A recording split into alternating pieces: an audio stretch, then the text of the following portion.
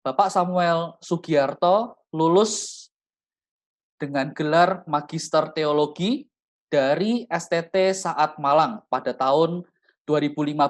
Beliau juga mengikuti kursus intensif ya, memperdalam bidang apologetika di Ravi Zacharias International Ministry. Dan beliau saat ini melayani sebagai Kepala Pusat Kerohanian dan juga dosen mata kuliah agama di Universitas Kristen Petra, Surabaya. Nah, sekali lagi kami menyambut Bapak Samuel. Terima kasih untuk kesediaan boleh melayani pada pembinaan iman online malam hari ini. Nah, tanpa berlama-lama, mari kita membuka pembinaan iman pada malam hari ini di dalam doa. Materi akan disampaikan kurang lebih sekitar 60 menit. Lalu di akhir dari penyampaian materi itu, setelah selesai, kita membuka sesi tanya jawab. Bapak Ibu yang dikasihi Tuhan boleh mengajukan pertanyaannya secara tertulis di kolom chat yang ada. Ya, silahkan tuliskan pertanyaan dari materi yang akan disampaikan nanti. Ya, nanti saya akan menolong untuk membacakan dan Pak Samuel akan menjawabnya. Ya, sekian aturan main atau aturan main di dalam pembinaan iman pada malam hari ini.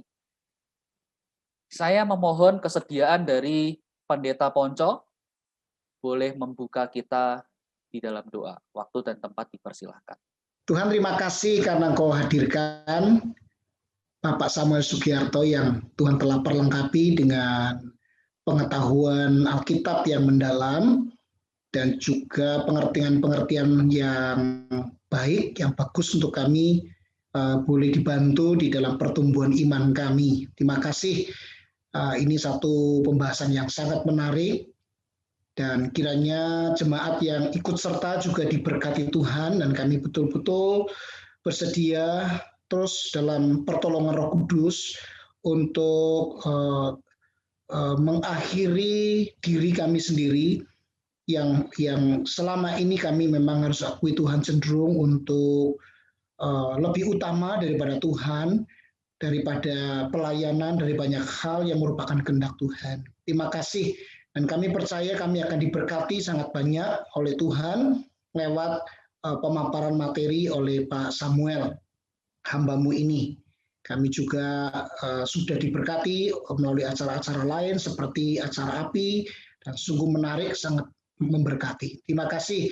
Berkati juga untuk bidang pembinaan yang terus boleh menyelenggarakan webinar-webinar ini yang mencerahkan kami. Terima kasih, berkati para pengurusnya agar terus boleh melayani kami dengan baik. Dan kami berharap selama beberapa waktu ke depan ini kami terus boleh berkonsentrasi dan kami diberkati Tuhan. Terima kasih, inilah doa kami mengucap syukur dan memohonkan berkat-Mu dalam nama Tuhan Yesus Kristus. Amin. Ya, saya mempersilahkan untuk Bapak Samuel menyampaikan materi pada malam hari ini. Selamat melayani. Oke, terima kasih pada Pak Ponco dan juga pada Pak Ongki dan pada seluruh rekan-rekan sekalian. Sekali lagi selamat malam dan saya sungguh bersyukur dan bersuka cita malam hari ini boleh datang ke kota Semarang. Walaupun secara virtual ya, tetapi terima kasih untuk segala kesediaannya dan juga segala kehangatannya di dalam mempersiapkan dari acara ini. Nah, kalau bagi rekan-rekan mungkin saya tidak tahu berapa banyak di antara rekan-rekan yang bukan merupakan anggota dari jemaat GKI Stadion ataupun juga mungkin bukan bagian dari sekolah yang ada di sana ya. Nah, mungkin sempat membaca poster ini dari layanan Instagram Apologetika Indonesia. Dan mungkin rekan-rekan mulai bertanya, apa hubungan tema antara The End of Me ini dengan Apologetika Indonesia? Maka saya akan jawab memang tidak ada hubungannya sih Bapak Ibu ya. Jadi ini memang bukan tema tentang apologetika, tetapi ini memang tema tentang bagaimana kita membangun spiritualitas kehidupan kita. Jadi kita malam hari ini tidak akan berbicara tentang topik apologetika. Jadi semoga ini tidak mengecewakan bagi sebagian rekan yang mulai bertanya-tanya bagaimana The End of Me bisa menjadi bagian tema dari api. Nah, minta maaf untuk kalau ada kekeliruan di dalam pemasangan dari logo, karena memang itu bukan logo api yang harusnya terpasang, itu kesalahan dari pihak kami ya. Harusnya logo yang ada di atas saya ini logo yang harusnya terpasang, yaitu logo bagian dari Grace Alone Ministry. Karena sebenarnya pelayanan API itu ada di bawah naungan dari Yayasan Grace Alone Ministry yang bergerak di dalam bidang leadership, evangelism, apologetics, dan juga preaching. Oke, rekan-rekanku, ketika kita masuk saja kepada topiknya, yaitu berbicara tentang tema The End of Me. Nah, sebenarnya tema ini adalah tema yang diambil dari sebuah buku yang sangat baik sekali. Buku yang sangat keren. Bukunya judulnya sama. Ini tema seminarnya betul-betul copy paste ya. Judulnya adalah The End of Me. Bahkan kalau rekan-rekan saksikan, saya mengambil beberapa logonya tulisan The End of Me ini menjadi bagian dan menjadi standar dari PowerPoint yang saya pakai gitu ya. Ini buku yang sangat baik, dituliskan oleh seorang tokoh namanya Kyle Idleman. Dia menulis beberapa buku lainnya yang juga bagus sekali, yaitu Not a Fan, atau juga God at Wars. Saya sangat merekomendasi untuk rekan-rekan juga bisa membaca buku-buku ini.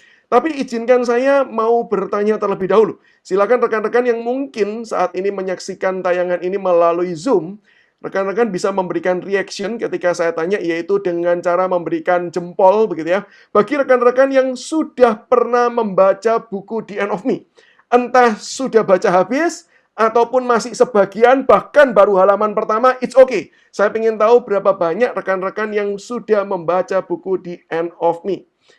Oke, wah cukup banyak ya. Oke, beberapa orang sudah membaca. Ya, oke, terima kasih untuk responnya gitu ya. Mungkin bagi yang di YouTube, minta maaf saya tidak bisa menyaksikan gitu ya. Mungkin ada yang juga sebagian, dan dugaan saya, ini bukan buku baru, jadi dugaan saya mungkin juga sebagian sudah membaca dari buku yang ditulis oleh Kyle Idleman ini. Nah, rekan-rekanku, bagi kita yang sudah membaca, maka saya mau pastikan bahwa apa yang akan saya sampaikan itu tidak merupakan pengulangan, atau kita kali ini bukan sedang seminar bedah buku. Jadi saya tidak akan membedah buku The End of Me ini. Saya akan mengambil intisari dan juga memperkaya dengan bagian-bagian yang lain, tetapi saya memastikan bahwa materi ini tidak bertentangan. Jadi bagi yang sudah membaca, saya percaya kita juga tidak akan mendengarkan ulang. Saya tidak akan membacakan bagian-bagian dari buku ini. Bagi rekan-rekan yang belum membaca buku ini, saya justru menganjurkan setelah mengikuti webinar ini, mungkin kita bisa mencari untuk memperkaya akan apa yang telah kita pelajari selama kurang lebih 1 jam, dengan nanti tanya jawab sekitar 1,5 jam. Dan ini waktu yang sangat pendek, waktu yang kita tidak akan mungkin untuk menggali banyak hal. Tetapi dengan nanti kita membaca buku, itu akan menolong dan memperkaya setiap kita.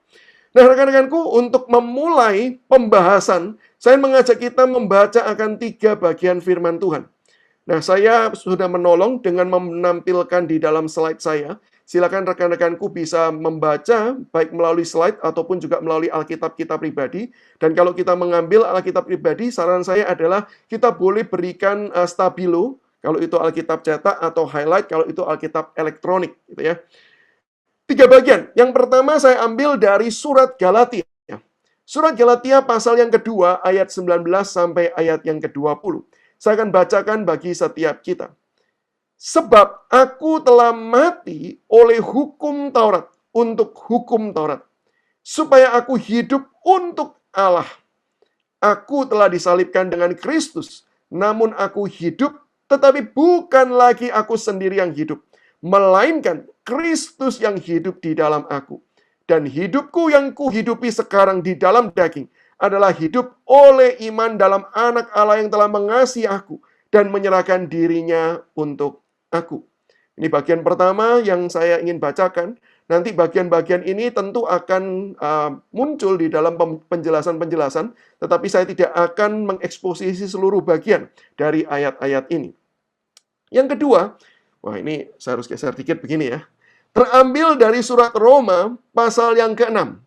Surat Roma pasal yang ke-6, saya akan bacakan terlebih dahulu ayat yang ke-11.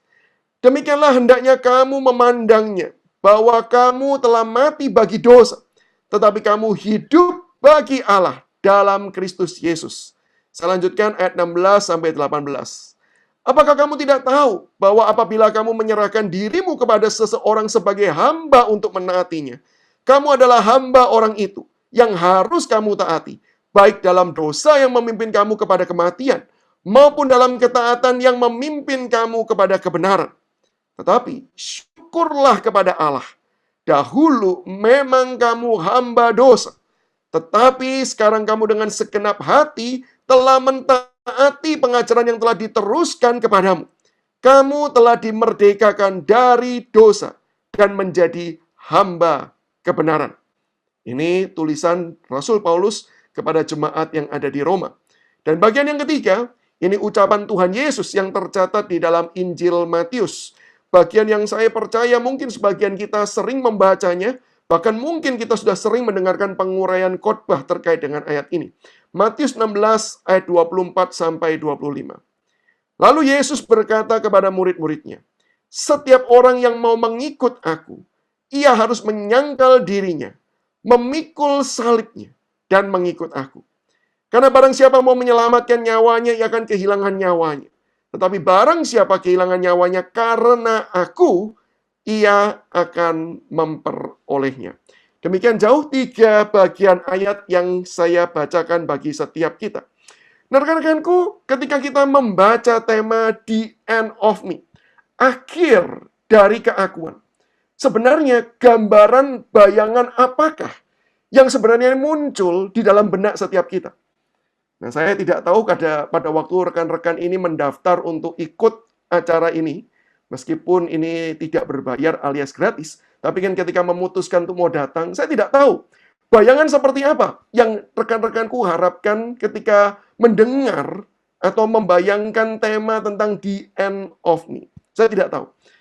Tetapi, kalau saya boleh menduga-duga, ini salah satu hal yang buruk dari ceramah webinar, interaksinya sangat minim sekali, begitu ya. Maka saya mencoba menduga-duga saja, tanpa saya bisa memberikan kepastian apakah rekan-rekan berpikir hal yang sama. Kemungkinan besar, rekan-rekanku akan membayangkan bahwa kalau dimaksudkan the end of me, berarti akhir dari keakuan, atau bahasa lainnya yang mungkin lebih familiar adalah keegoisan diri. Berarti ya saya ini tidak lagi menjadi orang yang egois, saya tidak lagi kemudian menguasai diri saya sendiri, tetapi kemudian sekarang yang berkuasa dalam hidup saya adalah total itu Tuhan. Saya telah diubahkan. Saya bukan lagi manusia yang lama. Sekarang saya menjadi manusia yang baru. Nah, mungkin bayangan-bayangan seperti itu yang menjadi gambaran kita, yaitu hidup tidak lagi berbuat dosa. Rekan-rekanku, kalau ini bayangan kita ya, bahwa the end of me itu berarti berbicara hidup kita yang sudah betul-betul menjadi pribadi yang baru. Betul-betul sudah diubahkan. Tidak lagi berbuat dosa, tidak lagi punya kecenderungan, tidak lagi jatuh ke dalam dosa. Maka saya mau katakan, itu bukan bagian yang salah, tetapi itu terlalu jauh ke depan. Atau bahasa saya adalah, ini bayangan yang terlalu futuristik. Futuristik itu kan berarti terlalu jauh ke depan, melihat ke depan. Saya tentu yakin dan percaya bahwa kehidupan seperti itu akan kita jalani kelak. Jadi saya percaya, Bapak, Ibu, dan rekan-rekan sekalian, bahwa suatu hari nanti, kita itu bisa hidup bebas tanpa dosa. Yaitu ketika kita berada di langit dan bumi yang baru. Saya sangat meyakini akan hal tersebut. Dan saya juga percaya Alkitab mengajarkan untuk kita senantiasa mengarahkan mata kita, mengarahkan perhatian kita kepada hal tersebut. Jadi bayangannya begini. Jangan kita jadi orang Kristen yang cuma berpikir gini, ya sudahlah, selama belum langit bumi baru, selama belum tubuh kebangkitan, sudahlah, wajar saja kalau masih berdosa. Sudahlah, enggak apa-apalah sedikit-sedikit berbuat dosa. Tuhan juga mengerti, Tuhan juga maklum. Nanti, pada waktu kita sudah di langit dan bumi yang baru, waktu kita sudah meninggalkan tubuh jasmani yang terikat dengan natur dosa ini, barulah kemudian kita bisa hidup bebas dari dosa. Nah, saya percaya itu bukanlah sebuah konsep yang tepat. Itu bukan konsep yang tepat.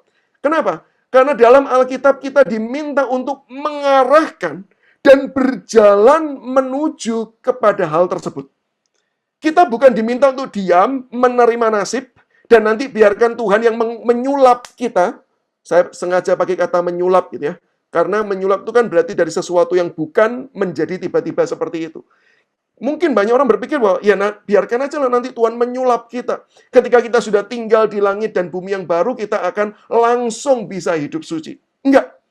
Alkitab terus-menerus mengajar kita untuk kemudian mengarahkan hati dan pikiran kita, memandang akan hal tersebut, mencita-citakan, dan kemudian hidup selangkah demi selangkah untuk memenuhinya. Maka itu kenapa saya tuliskan. Ini adalah model hidup dalam tubuh kebangkitan yang menjadi sasaran pertumbuhan. Nah, ini yang penting ya. Jadi sasaran pertumbuhan kita itu apa? Yaitu kita menjadi semakin serupa Kristus, yang artinya apa? Kita tidak lagi hidup di dalam kemauan kita sendiri, tetapi kemudian kita hidup di dalam kehendak dan pimpinan dari Tuhan. Nah, itu yang harusnya terjadi di dalam kehidupan sekarang. Tetapi kalau kita bayangkan bahwa the end of me, berarti kalau sekarang saya mau mengakhiri keakuan dalam diri saya, berarti bayangannya itu harusnya seperti apa sih? Kan berarti bukan bayangannya itu hidup tanpa dosa. Bukan. Karena itu nanti terjadinya. Nah, kalau memang the end of me yang kita bicarakan sekarang, berarti kita bicara tentang the end of me yang seperti apa?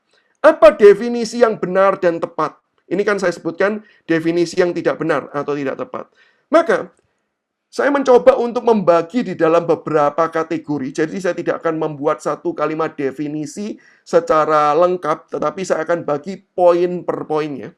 Maka bagian yang pertama, ketika kita berbicara tentang the end of me, maka itu berbicara tentang dimulainya hidup yang diserahkan kepada Tuhan.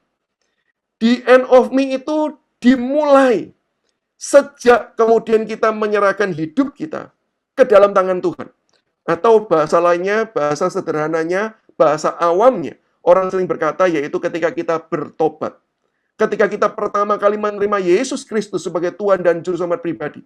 Maka sebenarnya pada waktu itu, proses the end of me ini sudah berjalan. Sudah berjalan. Kenapa kok bisa saya katakan sejak ketika kita menerima Yesus, itu berarti keakuan kita itu sudah tidak ada.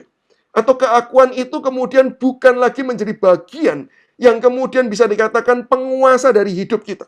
Karena pada waktu kita menyerahkan hidup kita ke dalam tangan Tuhan, maka pada waktu itu secara total, hidup kita itu akan diambil alih oleh Tuhan. Tuhan akan berkuasa di dalam hidup setiap kita untuk kemudian mengubahkan diri kita.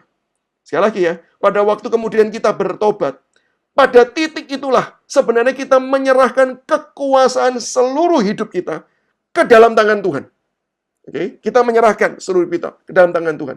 Dan Tuhan kemudian berkuasa untuk kemudian mengatur, mengubah, dan mengarahkan kehidupan kita, mentransformasi kehidupan kita untuk menjadi seperti yang Tuhan inginkan. Maka sebenarnya titik pertobatan itu adalah titik awal, the end of me. Nah, mungkin bagi sebagian orang akan bertanya, loh tapi kan pada waktu saya bertobat, kan saya tidak langsung hidup suci. Saya kan tidak langsung kemudian hidup tanpa dosa. Berkali-kali, bahkan ada banyak area di dalam kehidupan saya yang rasa-rasanya, Tuhan kok belum berkuasa secara penuh. Maka saya percaya jawabannya adalah bukan Tuhan belum berkuasa secara penuh, tetapi kita yang masih suka ikut campur. Ingat, ketika pertobatan itu terjadi, Alkitab memberitahu bahwa Roh Kudus itulah yang kemudian tinggal dan memeteraikan kehidupan setiap kita. Sehingga sejak saat itu, seperti surat Galatia mengatakan, hidup kita itu bukan lagi saya, tetapi Tuhan yang bekerja di dalam kita. Tuhan yang bekerja untuk kemudian mengubahkan kita. Tetapi sekali lagi Tuhan tidak mengubahkannya dengan cara sulap. Tuhan mengubahkannya dengan cara proses. Tetapi di momen itu, maka sebenarnya bukan lagi kita, tetapi Tuhan. Nah, ketika kita masih jatuh dalam dosa, ketika kita tuh masih gagal, maka sebenarnya itu berbicara bahwa kita tuh yang masih berusaha memberontak. Kita sudah menyerahkan, tetapi kadang-kala kita tuh masih suka ikut campur. Bahasa Jawanya, saya nggak tahu Jawa di Surabaya, sama di Semarang, sama apa nggak ya. Ini masih cawe-cawe. Yang harusnya kita tuh serahkan total kepada Tuhan, kita tuh masih suka ikut campur. Tuhan, yang ini Tuhan nggak perlu ikut campur. Kenapa? Rasanya terlalu remeh deh, kalau Tuhan tuh ikut campur dalam hal ini. Itu kalau kita mau bahasakan dalam bahasa sehari-hari, mungkin itu bahasa kita kepada Tuhan. Bukankah itu yang seringkali terjadi? Contoh ya, ketika kita itu sedang sakit, saya yakin dan percaya sakit itu merupakan pengalaman universal. Semua orang pernah mengalami sakit, walaupun dalam kondisi dan kadar yang berbeda. Maka pertanyaannya pada waktu kita sakit, siapa atau apa yang pertama kali kita ingat? Kalau kita ditanyai, ini pertanyaan adalah soal ujian, atau ini adalah pertanyaan yang ditanyakan oleh pembicara di dalam seminar, saya percaya kita semua akan berkata, oh jelas yang harusnya dicari itu adalah Tuhan. Kenapa? Saya yakin dan percaya semua orang Kristen akan kemudian bersatu hati dan bersatu suara. Berkata karena Tuhanlah yang memberikan kehidupan, Tuhanlah yang sanggup untuk memberikan kesehatan dan pemulihan. Oh amin, semua akan berkata setuju. Tetapi di dalam prakteknya, seringkali kan bukan itu yang terjadi. Betul kan ya? Seringkali dalam prakteknya bukan itu yang terjadi. Kita masih kemudian sakit, ya cari obat. Sakit, cari dokter. Bukan cari Tuhan terlebih dahulu. Itu kenapa bisa seperti itu? Padahal ini orang Kristen. Jangankan orang Kristen. Ini hamba Tuhan. Siapa Pak? Saya maksudnya ya. Jangan banyak bertanya lagi. Maksudnya adalah saya. Saya tidak lagi ngomongin Pak Ponco. Saya nggak lagi ngomongin Pak Ongki. Maksudnya saya. Kadang-kadang kalau saya sakit seperti itu. Ingat obat, cari dokter. Kalau nggak nemu, cari kemudian teman yang dokter untuk kemudian dikontak. Apalagi zaman pandemi, berusaha untuk sebisa mungkin tidak ke poliklinik atau ke rumah sakit untuk berobat. Ya. Jarang sekali kemudian ingat kepada Tuhan. Loh kok bisa ya hamba Tuhan seperti itu? Ya jawaban saya begini. Seolah-olah saya ngomong sama Tuhan begini, Tuhan, ini sakit saya bukan pertama kali.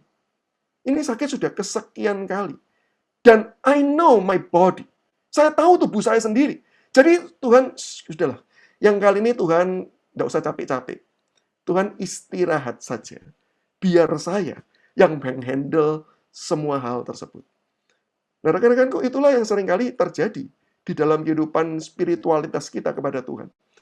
Untuk hal-hal yang mungkin kita anggap ini biasa, ini sesuatu hal yang sehari-hari, ini adalah bagian yang saya bisa kerjakan. Kita lupa untuk kemudian datang dan berkata, Tuhan, di dalam hal ini pun aku menyerahkan seluruhnya kepada Tuhan. Nah, itu maksudnya the end of me. Ketika kita memang menyerahkan semuanya pada Tuhan. Kita memang kadang-kadang masih ikut campur. Tetapi bukan berarti Tuhan tidak berkuasa. Bukan berarti Tuhan tidak bertahta di dalam kehidupan setiap kita. Ya, dalam hal ini saya ingin kita semua clear dan jelas. The end of me. Akhir dari keakuan itu sudah dimulai ketika kita menyerahkan hidup kita pertama kali kepada Tuhan. Tuhan datang, Tuhan masuk dalam hati kita, Tuhan berkuasa sepenuhnya. Cuman pakai ada tanda bintang kecil. Kadangkala kita yang suka kudeta. Kita yang suka kemudian merebut apa yang harusnya menjadi bagian Tuhan. Tetapi saat itu sudah menjadi the end of me.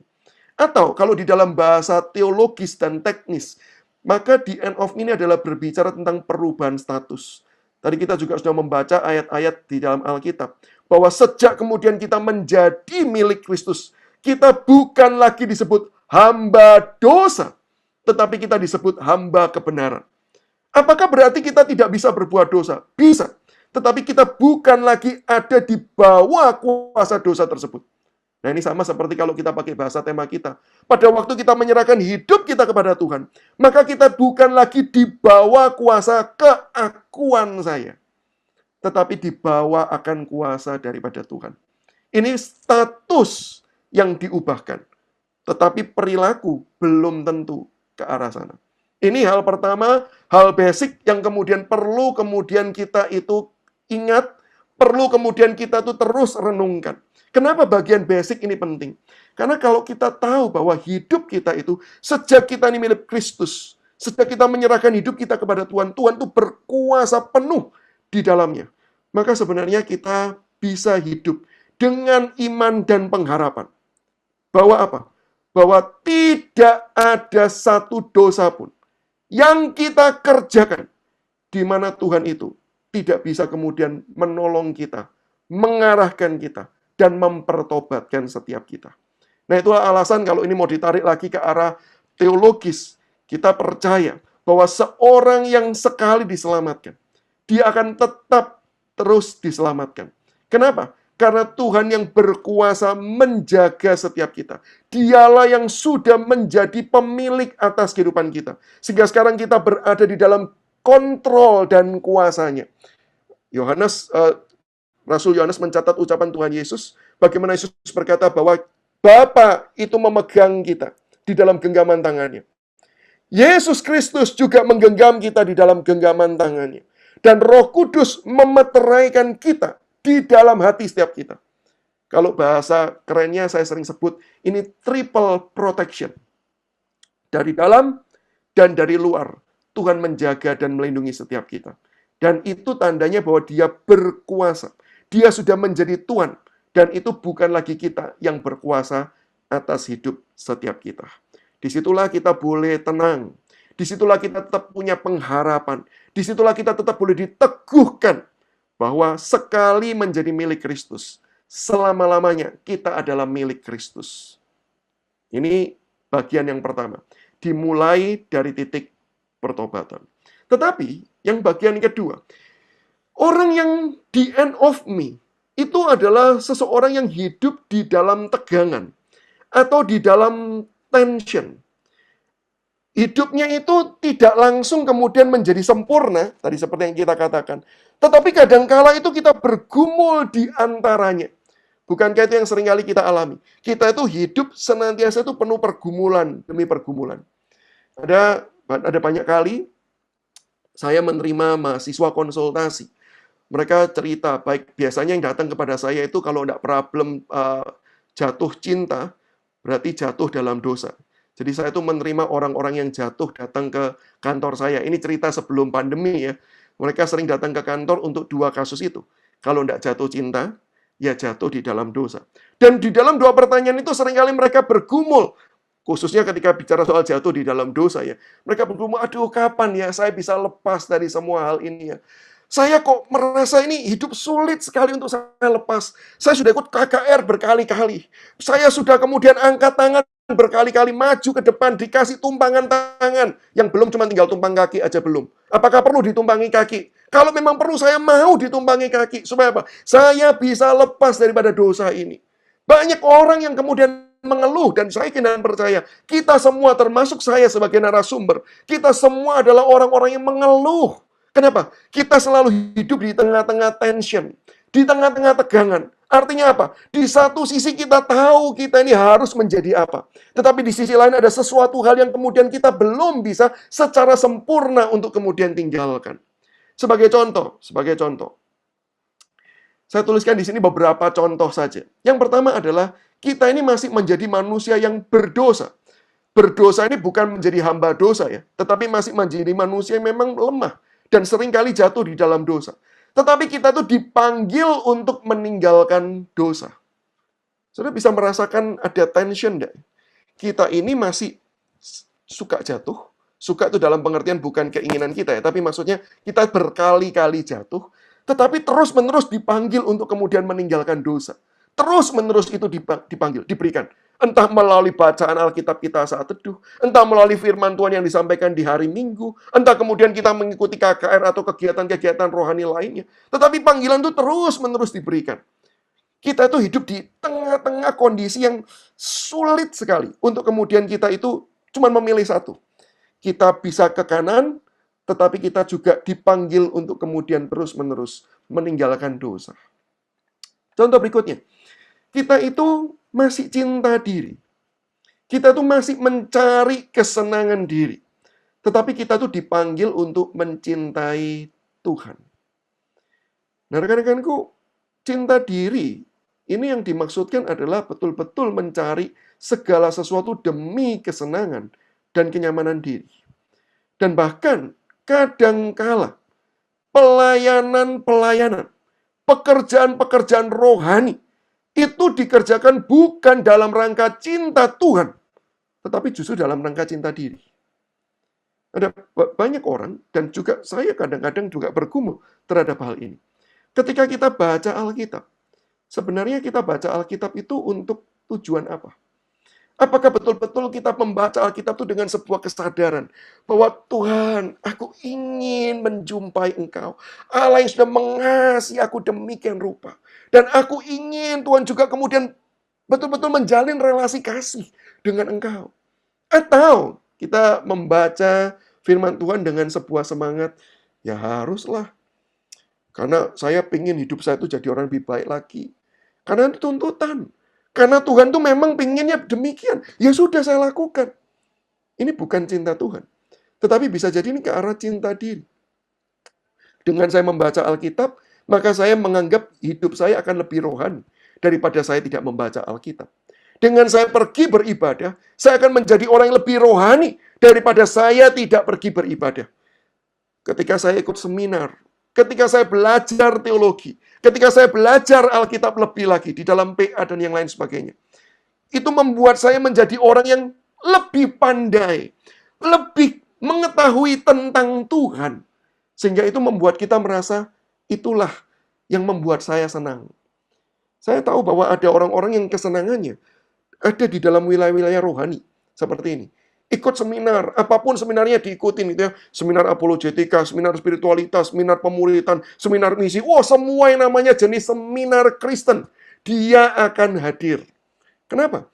Bisa jadi bukan karena kehausan akan firman Tuhan. Bisa jadi bukan karena dia terlalu mengasihi Tuhan dan sehingga dia terus ingin membina relasi dengan Tuhan. Tapi bisa jadi karena itu kesenangannya. Itu kesenangan. Ada privilege, ada sebuah kebanggaan yang dirasakan kalau sudah mengikuti bagian demi bagian. Itu cinta diri. Dan bukankah ketika kita menyadari akan hal ini, kita tuh bisa merasa, ngeri loh ya. Kita itu dalam banyak hal bukan cinta Tuhan, tetapi cinta diri.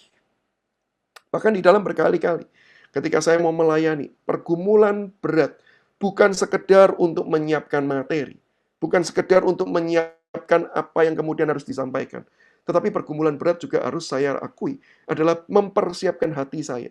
Bukan menjadikan pelayanan sebagai sebuah ajang pertunjukan diri, tetapi sebagai bagaimana saya betul-betul mengasihi Tuhan dan mau memberikan yang terbaik ini bagi Tuhan. Saya bergumul dalam hal tersebut. Dan bukankah itu yang menjadi pergumulan kita? Kita hidup di tengah-tengah tension ini. Di satu sisi kita itu ingin membuat semuanya ini bagi Tuhan, untuk mengasihi Tuhan. Tetapi berkali-kali kita harus mengakui, kita juga gagal. Kita juga memakai hal-hal tersebut untuk menyatakan cinta kita kepada diri kita, untuk memuaskan hawa nafsu kita, kesenangan-kesenangan kita. Nah, ini kan kehidupan kita kan penuh dengan tension ini. Dan hidup dalam jasmani tetapi dipanggil menjalaninya secara spiritual. Bukankah kita hidup semua masih menjalani secara jasmani?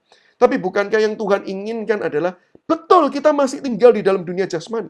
Sehingga perlu tidak kemudian kita memikirkan tentang makan kita? Perlu tidak kita memikirkan tentang pekerjaan kita? Perlu.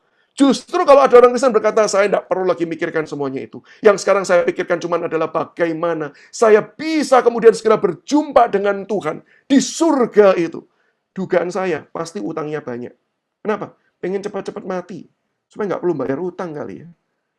Bukankah kita harus mengakui bahwa Tuhan manggil kita tetap dalam kehidupan jasmani. Tetapi ketika kita menjalaninya, kita bukan sekadar menjalani, ya makan cuma demi makan, minum cuma demi minum. Maka bukankah Paulus akhirnya menuliskan di dalam surat Roma, jikalau kamu makan, jikalau kamu minum, perhatikan, berarti aktivitas jasmaninya masih dilakukan. Tapi dikatakan, lakukan itu demi kemuliaan Allah. Dan rekan-rekanku ketika membaca bagian seperti itu dan betul-betul merenungkan secara serius, berapa banyak ketika kita makan, kita memikirkan, Tuhan, pakailah makanan ini, supaya melalui ketika saya memakan, hidup saya diberkati oleh Tuhan, dan hidup saya menjadi berkat bagi orang lain. Bukankah mayoritas kita makan ya makan aja lah. Minum ya minum aja lah. Betul ya? Tetapi firman Tuhan tidak mengatakan gitu loh. Firman Tuhan mengatakan hiduplah dalam kehidupan jasmani. Tapi jalani dengan semangat spiritualitas yang berjalan, yaitu rohani. Dan ini hal yang tidak mudah. Hal yang intinya begini. Untuk kemudian kita melakukan ke arah sana, kita itu perlu perjuangan. Kita itu tidak bisa kemudian secara otomatis. Ada tension, ada perjuangan, pergumulan yang terjadi. Nah, pertanyaannya adalah kenapa bisa ada tension seperti ini? Kenapa ada ketegangan? Yang pertama, yaitu karena Tuhan itu tidak mengubahkan kehidupan ini secara otomatis. Tetapi Tuhan itu mau mengubahkan melalui proses. Tadi di poin yang pertama kita sudah melihat bahwa Tuhan itu sejak berkuasa, maka sebenarnya itu sudah the end of me. Sudah akhir dari keakuan, karena dialah yang berkuasa. Tetapi Tuhan mau menghadirkan kuasanya meliputi seluruh kehidupan kita, bukan dengan cara-cara otomatis, tetapi melalui proses. Dan itu adalah cara kerja Tuhan. Mulai kapan? Bahkan sebelum manusia jatuh di dalam dosa. Tuhan sudah bekerja dengan cara seperti ini. Salah satu buktinya adalah kalau ketika kita membaca kitab Kejadian. Kalau kita membaca kitab Kejadian, kita tahu di pasal yang pertama, ketika Tuhan menjadikan manusia, dikatakan baiklah kita menjadikan manusia menurut gambar dan rupa kita. Kemudian diceritakan manusia dijadikan laki-laki dan perempuan. Diciptakannya lah mereka. Berarti di dalam desainnya Allah, Allah sudah punya bayangan. Nanti ada manusia, jenisnya laki-laki, dan jenisnya perempuan. Gendernya laki-laki, dan gendernya perempuan. Itu di dalam benaknya Tuhan. Di dalam gambaran rencananya Tuhan. Tetapi kalau kita membaca Kejadian pasal yang kedua, bukankah kita mengetahui bahwa yang dijadikan pertama adalah Adam? Dan Tuhan tidak langsung kemudian jadikan Hawa. Tidak. Tuhan biarkan Adam sempat sendirian. Bahkan ketika Tuhan sudah melihat, ini nggak baik. Ini nggak baik. Adam masih diberikan tugas. Untuk apa? Tujuannya satu. Adam menyadari kondisi tidak baik itu. Lihat ya. Yang pertama melihat tidak baik siapa? Tuhan. Maka Alkitab mengatakan, maka Allah melihat semuanya itu tidak baik. Tidak sempurna sebagaimana yang dia rancangkan. Tetapi dia nggak langsung jadikan Hawa. Dia kemudian mendesain sebuah kurikulum bagi Adam. Untuk apa? Dia bisa melihat dan menyadari ada something yang masih miss. Ada yang masih kurang. Sehingga sampai kemudian ketika Adam dikasih tugas. Ini bayangan saya dikasih tugas memberikan nama, Adam mulai melihat. Semuanya punya pasangan. Dia doang nggak punya pasangan. Karena nggak ada yang setara. Dia mau pasangan sama monyet. Ya monyet bisa berdiri sih, tapi diajak ngomong nggak ngerti gitu ya, nggak bisa ngomong, nggak bisa menjadi teman pemikiran yang sepadan, diajak main catur juga nggak bisa gitu ya, mau berteman sama gajah, aduh kok yang ini kok kegedean gitu ya, barulah kemudian di tengah-tengah seluruh melaksanakan tugas itu, ada mulai sadar, Tuhan, semua punya pasangan, aku nggak ada, dan aku mau nyari di antara mereka nggak ada yang seimbang dengan saya, pengen dong Tuhan. Aku mau satu yang mirip aku, yang seperti aku, yang sepadan dengan aku. Maka di momen itu Tuhan berkata, nah, sudah pas nih. Pas apa? Keinginan Tuhan dengan keinginan Adam sudah berjalan satu frekuensi. Sudah sama. Tuhan tidak langsung loh mengubah hati Adam. Tuhan tidak langsung membrainwash Adam. Tetapi Tuhan menyiapkan jalan untuk Adam. Sampai di satu titik menyadari seperti yang Tuhan lihat. Dan pada waktu itulah Tuhan berkata, itu memang rencanaku. Sehingga kemudian Tuhan menciptakan Hawa bagi Adam. Sehingga akhirnya kalau ditanya, Hawa itu ada karena keinginan siapa? Jawabannya adalah keinginan Tuhan. dan juga keinginan Adam. Sehingga di momen itu, kalau Adam pakai tema kita hari ini, maka dia akan berkata, ini bukannya cuman aku, tetapi ini juga kehendak Tuhan. Ini bukan lagi berbicara tentang keinginan dagingku, dan dalam konteks Adam kan dia memang belum jatuh dalam dosa, tetapi memang ini juga adalah keinginan kehendak Tuhan. Maka inilah proses yang Tuhan mau lakukan. Yaitu Tuhan itu tidak mengubahkan hidup kita otomatis, tetapi menggunakan proses. Dan itu terjadi sampai sekarang. Maka kalau kita membaca misalnya di dalam Matius, perintah Tuhan menyangkal diri. Maka bukankah sebenarnya prinsip yang sama? Yaitu ketika kita itu mempunyai kehendak kita yang berbeda dengan kehendak Tuhan. Maka kita itu akan ditolong dan diajar dengan berbagai macam hal. Untuk apa? Sampai di satu titik kehendak kita itu jadi sama seperti dengan kehendak Tuhan. Dan di momen itu Tuhan akan berkata, itulah yang akan aku kerjakan bagi kamu. Maka rekan-rekanku, ketika kita mengetahui kebenaran ini dan kita mengevaluasi hidup kita, bukankah seringkali kita tuh mendapati ada pengalaman-pengalaman buruk yang Tuhan izinkan, itu terjadi berulang. Kenapa Tuhan izinkan terjadi berulang? Karena bisa jadi memang kita belum lulus dan belum lolos di dalam pembelajaran itu. Kita mungkin masih ketika menjalaninya masih menggunakan cara kerja kita, masih dengan pemikiran kita belum betul-betul bergumul bersama dengan Tuhan dan mencari apa yang menjadi kehendak Tuhan. Dan baru di satu titiklah ketika kemudian kita menyerah dan kita berkata, Tuhan, aku nggak sanggup. Tuhan, tolong saya. Tuhan itu bisa lakukan dengan cara yang cepat. Tuhan itu bisa merubah dengan cara yang cepat. Sampai kita berkata, Tuhan, dari dulu cepat kayak gini kan beres toh. Kan enak toh. Kenapa lambat-lambat? Karena sebenarnya Tuhan inginkan adalah kita belajar mengubah hati dan hidup kita supaya menjadi sesuai dengan apa yang menjadi kehendaknya. Nah, ini proses. Maka itu kenapa selalu ada tension. Karena memang Tuhan ingin mengubah kita di dalam proses. Yang kedua adalah perubahan yang Tuhan harapkan itu adalah perubahan yang menyeluruh. Tuhan tidak mau make up kita. Tuhan tidak bekerja sebagai MOA. MOA ya, make up artist itu. MUA, bukan make up artist. Tuhan bukan kerjanya itu.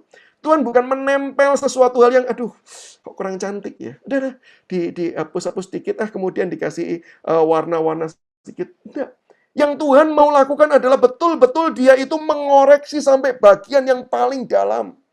Tuhan tidak akan puas ketika kita itu cuma menempelkan sesuatu yang kelihatannya baik. Tetapi Tuhan ingin kita itu terus belajar sampai hal yang paling dalam diubah. Supaya apa? Kalau yang dalam diubah, maka seluruh yang lain itu juga akan berubah. Ada banyak orang yang di dalam kehidupan ini cuma melakukan perubahan yang sifatnya itu di luar saja. Dan itu bukan perubahan, itu cuma tempelan. Yang satu saat bisa berubah, yang satu saat bisa berganti. Dan Tuhan tidak puas, dan Tuhan tidak mau akan hal tersebut. Tuhan ingin seolah-olah ketika menggunakan segala sesuatu, Roma 8:28, Allah bekerja dalam segala sesuatu untuk mendatangkan kebaikan, yaitu menjadikan kita semakin serupa dengan gambaran anaknya. Yaitu seolah-olah Tuhan itu ingin kita tuh diajak untuk melepasi satu bagian demi satu bagian dari kehidupan kita. Sampai kemudian bagian yang terdalam. Dan kemudian ketika bagian terdalam ini kemudian diubahkan oleh Tuhan. Maka kemudian akan ada lapisan-lapisan luar yang baru, yang timbul. Tetapi yang mencerminkan sesuatu hal yang dari dalam itu. Saya mencoba untuk mengajak kita melihat dari penjelasan salah satu filsuf zaman lampau ya. Dia mengatakan begini, banyak orang itu mengejar kebaikan, tetapi sebenarnya yang lebih penting adalah kebajikan. Goodness dikontraskan dengan virtue. Jadi kebajikan dikontraskan dengan kebaikan. Bedanya apa sih kebaikan dengan kebajikan? Orang baik itu bisa banyak alasan kenapa dia berbuat baik. Dan orang baik itu belum tentu otomatis, orang yang berbuat baik belum tentu dia adalah orang sungguh-sungguh orang baik.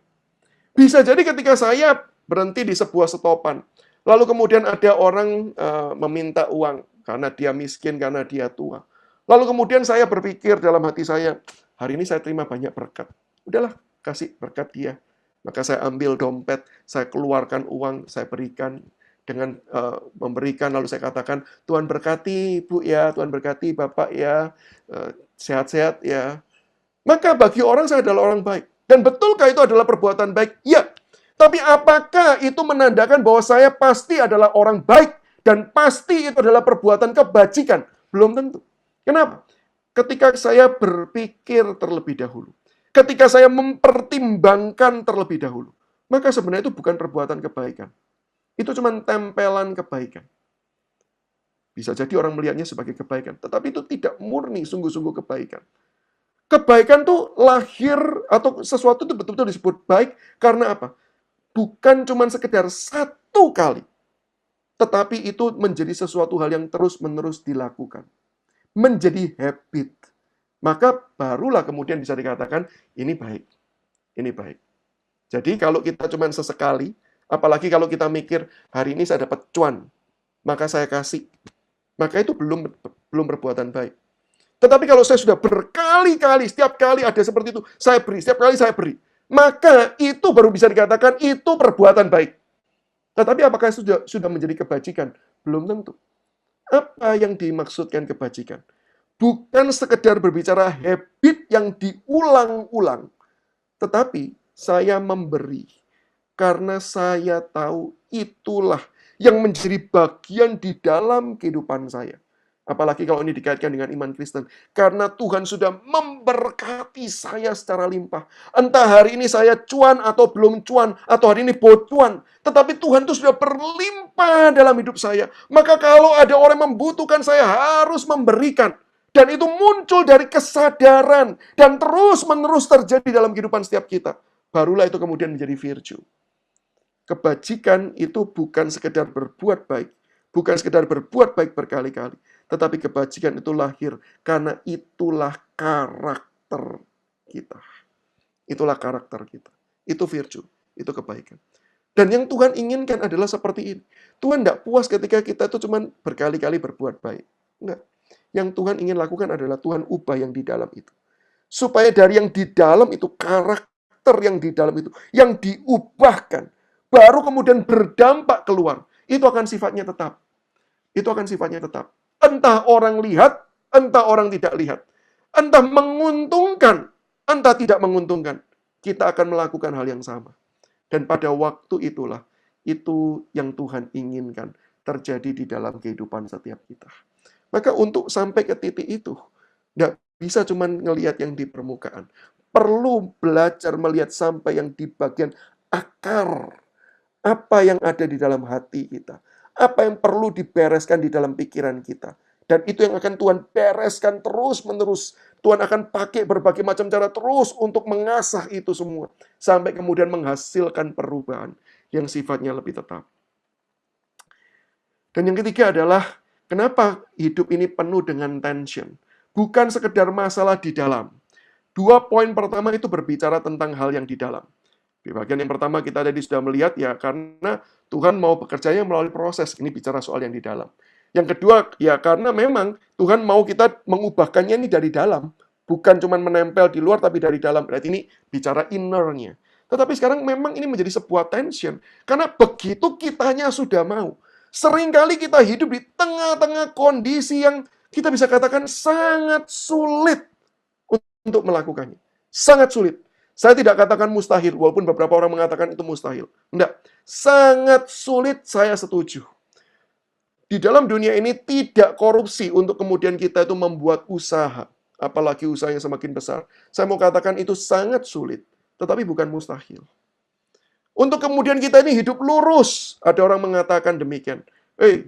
Jadi laki-laki ini pernah nih, ada sebuah ceramah yang pernah disampaikan. Saya mendengar ada seorang narasumber yang berkata demikian. Zaman sekarang sih, mana ada sih anak muda yang tidak pernah nonton pornografi. Entah pria, entah wanita. Sudah, enggak apa-apa. Itu suatu hal yang cukup relatif normal, enggak apa-apa. Jangan terlalu takut. Jangan terlalu kemudian merasa guilty feeling. Tujuan dia itu dengan tidak guilty feeling, kita bisa menjadi pulih. Itu tujuannya. Dan dalam hal ini saya nggak setuju dengan cara dia, dengan cara pikirnya dia, dengan metodenya dia. Saya justru berkata bahwa bisa nggak anak muda itu hidup suci di hadapan Tuhan? Jawaban saya adalah sangat sulit. Tapi bukan berarti mustahil. Di tengah-tengah kondisi lingkungan, kondisi sekitar, ini memang menekan dan membuat kita untuk kemudian hidup di dalam kebenaran dan total menyerahkannya. Itu nggak mudah. Sehingga berkali-kali kita menghadapi tegangan. Karena kita harus menghadapi lingkungan, atmosfer, situasi, kondisi. Dan bahkan sekali-kali itu bukan cuma kondisi yang ada dalam dunia, tetapi juga kondisi yang ada di dalam gedung gereja, di dalam persekutuan-persekutuan orang Kristen. Itu juga bisa terjadi. Ada sistem-sistem yang terbentuk. Sehingga kemudian ketika kita tidak menjalani dengan sistem yang seperti itu, kita akan dipikir, kamu ini belum hidupnya benar. Ketika kita tidak mengikuti sistem seperti itu, kita akan dibuang dan dianggap bukan orang yang pantas, bukan orang yang layak.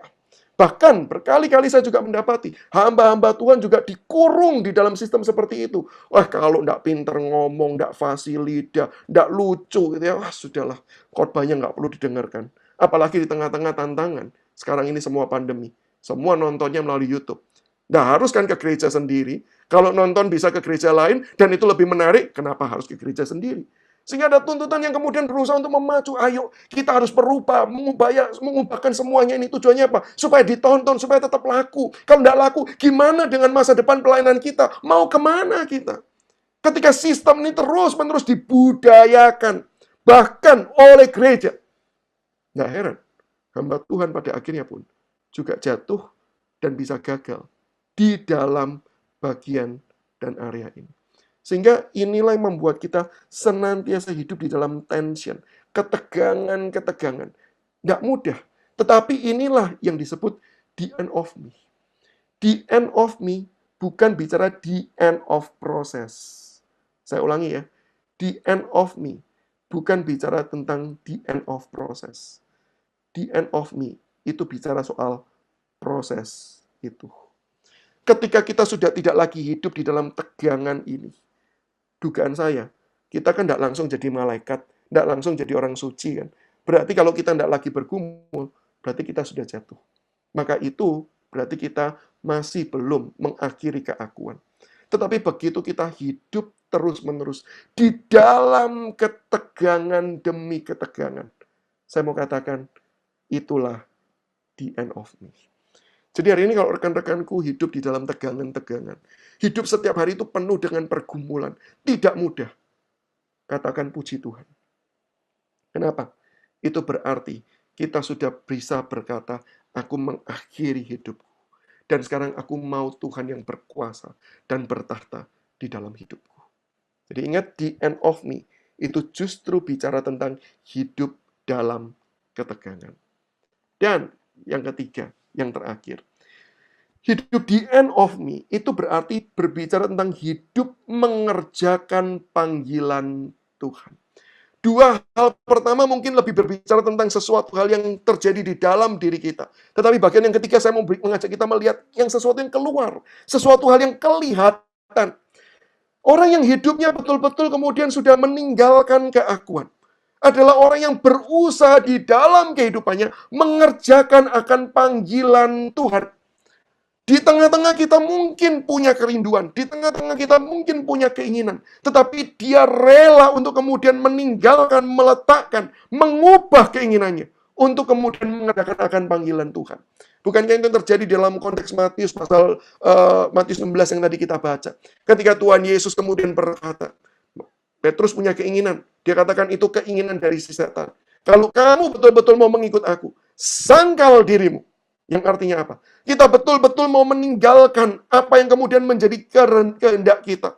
Kita mau betul-betul kemudian mengubah apa yang menjadi rencana kita. Dan kita sesuaikan dengan apa yang menjadi rencana Tuhan. Dan itulah yang kemudian terus-menerus kita kerjakan. Terus-menerus kita kerjakan. Bukan cuma sekali-kali. Ada banyak orang yang kemudian menjadikan hidupnya dualistis. Kalau di gereja saya akan hidup bagi Tuhan. Apapun yang Tuhan mau bagi saya di gereja, saya akan berikan. Termasuk kalau Tuhan mau uang saya berikan. Tetapi begitu keluar dari gereja, kita mau berkata, oh ini bukan wilayah Tuhan. Nanti saja. Saya di gereja baru bagi Tuhan. Sekarang bukan bagi Tuhan. Enggak. Yang Tuhan mau adalah seluruh hidup kita.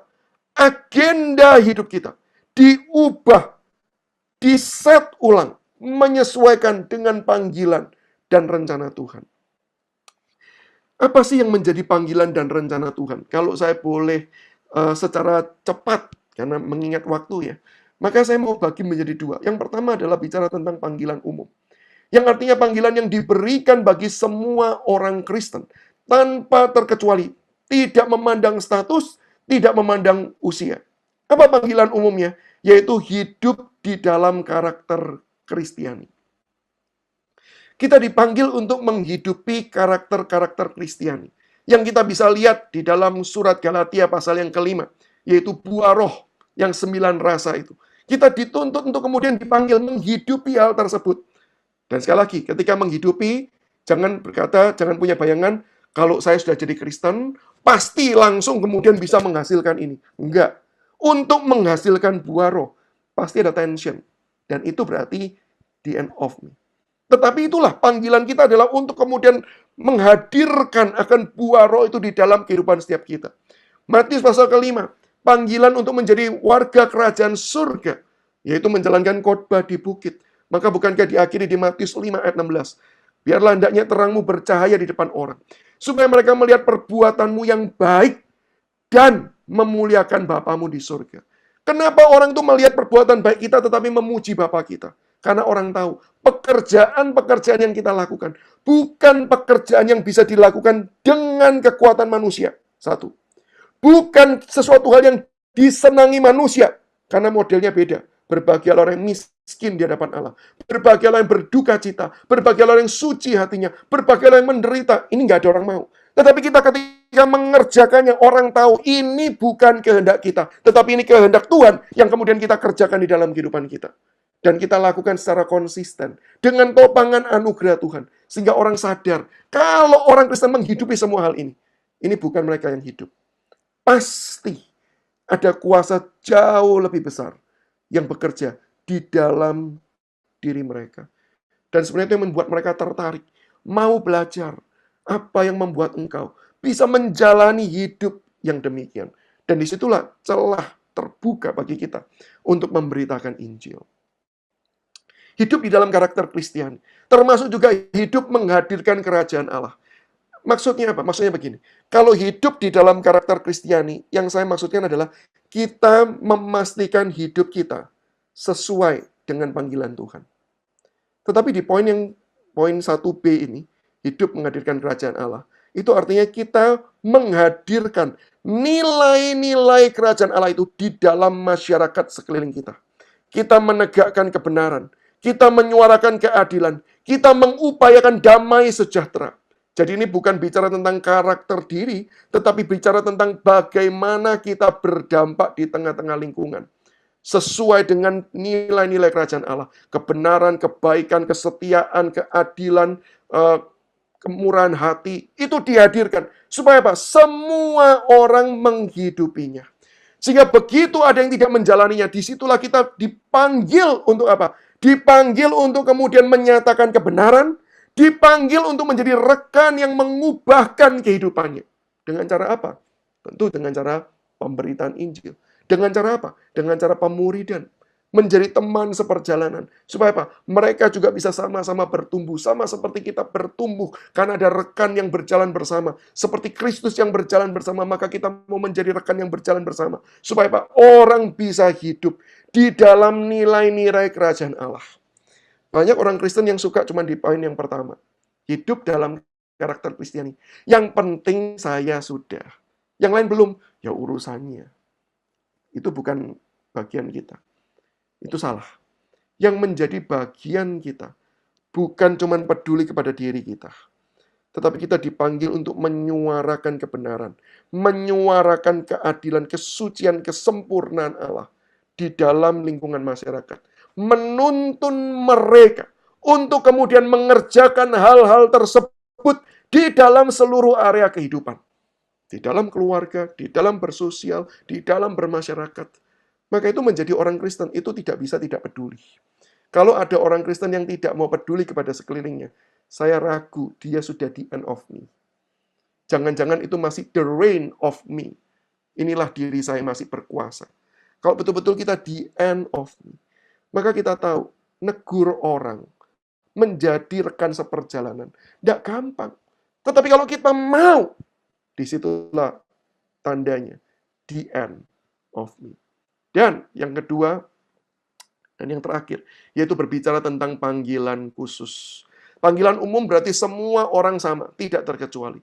Tapi panggilan khusus berbeda. Setiap orang unik, setiap orang berbeda satu dengan yang lain. Yaitu ketika kita mau mengembangkan setiap karunia sesuai dengan panggilan Tuhan bagi setiap diri kita. Seorang yang mau peduli, apa sih yang Tuhan mau saya kerjakan? Sebagai seorang saya, sebagai contoh. Ketika saya berkata, Tuhan, apa yang Engkau mau saya kerjakan? Samuel Sugiarto ini kerjakan. Tuhan, tolong nyatakan. Saya mau Tuhan mengarahkan hidup saya kepada panggilan tersebut. Maka pada waktu itu berarti saya sudah mengerjakan panggilan khusus. Yang bisa jadi panggilan saya berbeda dengan rekan-rekan hamba Tuhan di tempat ini. Satu hal yang sudah kelihatan berbeda. Rekan-rekan melayani di gereja, saya bukan melayani di gereja. Saya pernah melayani di sebuah gereja. Tapi saya tahu itu bukan panggilan saya. Sehingga panggilan yang berbeda kita perlu gumulkan. Ketika orang sudah tidak lagi peduli akan hal ini, berarti itu bukan the end of me. Kenapa? Nyari panggilan Tuhan itu memang tidak gampang. Ini baru nyari loh, belum menjalani. Memang tidak mudah. Maka ketika orang mau berkata, oke Tuhan, aku mau. Karena aku tahu sepanjang aku masih hidup, berarti ada panggilan yang Tuhan mau aku kerjakan. Barulah itu tandanya. The end of me. Dan mungkin sebagian orang berkata, gimana kalau saya sudah berusia? Gimana kalau saya ini sudah tidak lagi muda? Mungkin bagi yang muda ya masih ada lah. Firman Tuhan mengatakan ini bukan masalah usia muda, bukan masalah usia tua. Tetapi sepanjang Tuhan masih memberikan kita kehidupan, artinya masih ada panggilan yang Tuhan minta untuk kita kerjakan di dalam kehidupan kita sebagai kita yang berbeda dengan orang lain. Karena kalau tugas itu bisa digantikan dengan orang lain, ya enggak apa-apa sih. Lebih baik kita mati saja. Tetapi kalau Tuhan tuh masih mau kita tuh hidup, Tuhan berkata, belum, hidupmu belum berakhir. Berarti ada yang harus kita kerjakan sebagai kita, yang tidak bisa digantikan oleh orang lain. Dan yang kedua adalah hidup memulihkan salah satu bidang kehidupan sesuai dengan karunia. Ada orang yang dipanggil menjadi arsitek sipil, bidang sipil, dalam bidang komunikasi, dalam bidang bahasa, dalam bidang sastra, dalam bidang hukum, dalam bidang sosial, dalam bidang politik. Jelas kalau tanya, Pak Sam tertarik enggak untuk kemudian suatu hari dicalonkan jadi wali kota Surabaya? Enggak sih. Saya ngelihat aja sudah ribet. Kenapa? Saya enggak tertarik karena saya merasa itu bukan panggilan saya. Tetapi ada enggak orang-orang yang kemudian dipanggil untuk menekuni bidang tersebut? Saya yakin dan percaya ada. Maka di waktu itulah kita perlu bergumul, panggilan saya ini apa. Karena ketika saya dipanggil di sana, berarti saya tahu ada bagian-bagian yang perlu kemudian saya perbaiki. Ada kejatuhan-kejatuhan yang perlu saya koreksi. Ada bagian-bagian yang masih kurang yang perlu saya tambahkan. Supaya apa? Bidang itu bisa dipulihkan bagi kemuliaan Allah. Sehingga ketika berbicara tentang panggilan khusus, ini seharusnya bukan hanya berbicara tentang panggilan rohaniwan. Tetapi panggilan menjadi setiap bagian aspek kehidupan. Itu panggilan khusus. Ketika kita berbisnis dan kita tahu inilah bisnis ini yang saya kembangkan, memang saya kerjakan untuk memuliakan Tuhan. Tuhan mau saya mengerjakan ini, itu berarti bicara soal panggilan khusus. Maka setiap kita perlu tahu apa panggilan khusus. Supaya kita bisa mengerjakan bagian-bagian yang Tuhan percayakan. Sesuai dengan karunia yang Tuhan berikan. Semoga rekan-rekanku bisa menangkap poinnya, karena saya tidak bisa mengeksplor lebih jauh. Nanti kalau ada yang perlu diperjelas, saya akan perjelas melalui tanya jawab. Dan poin yang paling terakhir, kalau gitu pemberitaan Injil itu ada di area mana? Pemberitaan Injil itu ada di area mana? Maka saya akan jawab, pemberitaan Injil itu ada di area panggilan umum. Setiap orang Kristen dipanggil memberitakan Injil. Tetapi, saya kasih kata tetapi, pemberitaan Injil itu akan efektif ketika kita kerjakan sesuai dengan panggilan yang Tuhan percayakan bagi kehidupan kita. Panggilan pemberitaan Injil itu panggilan umum bagi semua orang Kristen. Tetapi efektivitasnya itu akan jauh lebih besar kalau kita kerjakan sesuai dengan panggilan khusus yang Tuhan beritakan. Jadi kalau tanya begini, bisakah saya Samuel Sugiharto memberitakan Injil kepada seorang yang sangat yakin dipanggil untuk kemudian masuk di dalam ranah hukum dan politik? Tentu saya bisa. Tentu saya bisa. Tetapi siapakah yang jauh lebih efektif untuk memberitakan Injil kepada mereka? Yaitu orang-orang Kristen yang memang terjun di dalam dunia politik dan hukum. Mereka akan jauh lebih efektif karena mereka satu dunia, satu area. Sehingga bagian-bagian yang kemudian diceritakan dan memberitakan Injil, kalau kita belajar Alkitab, Injil ini bukan cuma sekedar percayalah Yesus, karena kalau mati masuk surga. Nah, kalau itu yang efektif, berarti cuma panggilan jadi hamba Tuhan. Kenapa? Ya kan hamba Tuhan yang belajar bagaimana tentang surga dan neraka. Betul kan ya? Tetapi pemberitaan Injil tujuannya bukan mengarahkan kita supaya nanti mati masuk surga saja. Bukan sampai di situ. Tetapi adalah ketika kita sudah menerima dan percaya kepada Yesus secara personal, kita kemudian diubahkan untuk kemudian kita hidup bagi Tuhan dan memuliakan Tuhan sesuai dengan jati diri kita, identitas kita, panggilan kita. Jadi tentang bicara kalau seorang yang ada di dalam dunia politik memberitakan Injil kepada orang yang ada di dunia politik, tujuannya apa? Supaya orang tersebut bukan cuma kenal Tuhan Yesus, bukan supaya kemudian nanti mati masuk surga saja, tapi supaya dia boleh kemudian melihat dunia politiknya sebagai ladang misi Tuhan. Dan dia mengerjakan untuk memuliakan Tuhan juga. Sehingga di dalam hal ini efektivitas itu sesuai dengan panggilan khusus. Dan rekan-rekanku ketika kita mengerjakan semua hal ini, maka saya tahu ini tidak mudah. Tidak mudah. Ini butuh anugerah Tuhan. Ini butuh kasih Tuhan. Ini butuh pertolongan Tuhan. Tetapi ketika kita menyediakan diri, mau menyerahkan hidup kita untuk mengerjakannya, maka itulah yang dimaksud the end of me. Kiranya melalui pemaparan ini, kita boleh ditolong untuk kemudian hidup, mengakhiri keakuan, dan membiarkan kuasa Allah bekerja secara sempurna di dalam kehidupan setiap kita. Tuhan Yesus memberkati setiap kita. Ya, terima kasih untuk pemaparan atau penyampaian materi dari Pak Samuel. Sungguh memberkati sekali apa yang sudah disampaikan. Dan saya juga bersyukur ada rekan-rekan yang juga memberikan tanggapan-tanggapan positif, ya, dan juga di dalam kolom chat yang ada sudah ada banyak sekali pertanyaan yang masuk, baik yang rekan-rekan bisa baca juga, bisa ikuti juga, ya, karena dikirimkan untuk semua bisa dibaca, dan juga ada yang masuk pertanyaan-pertanyaan yang masuk secara pribadi kepada saya. Nah, karena ini cukup banyak, saya akan membagi ke dalam beberapa termin. Termin yang pertama mungkin kita akan bahas 3 pertanyaan terlebih dahulu. Bagaimana, Pak Samuel? Sudah siap untuk menjawab? Siap, siap. Nah, Pak Samuel juga mungkin bisa mengikutinya di kolom chat ya, Pak? Saya baru baca ini, Pak. Berarti saya menjawab sesuai dengan urutan yang ada di kolom chat aja, Pak, ya? Boleh, Pak. Oke. Boleh. Langsung saja, Pak, ya? Langsung aja. Silakan. Supaya menghemat waktu, Pak, ya. Kan Mantap. rekan-rekan yang lain juga bisa membaca pertanyaannya.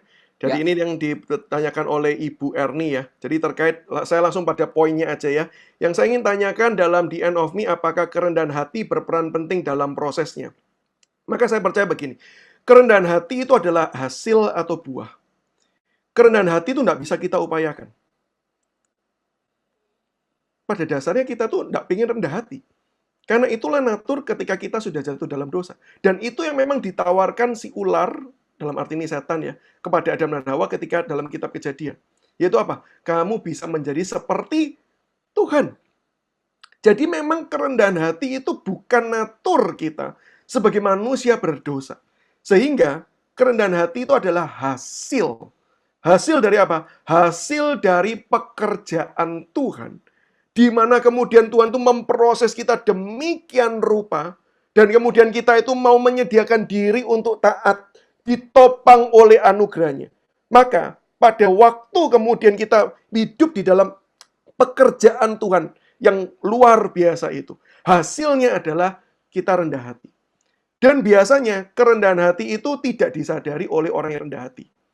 Kalau orang yang rendah hati sadar dia sedang rendah hati, sebenarnya dia sedang pura-pura rendah hati.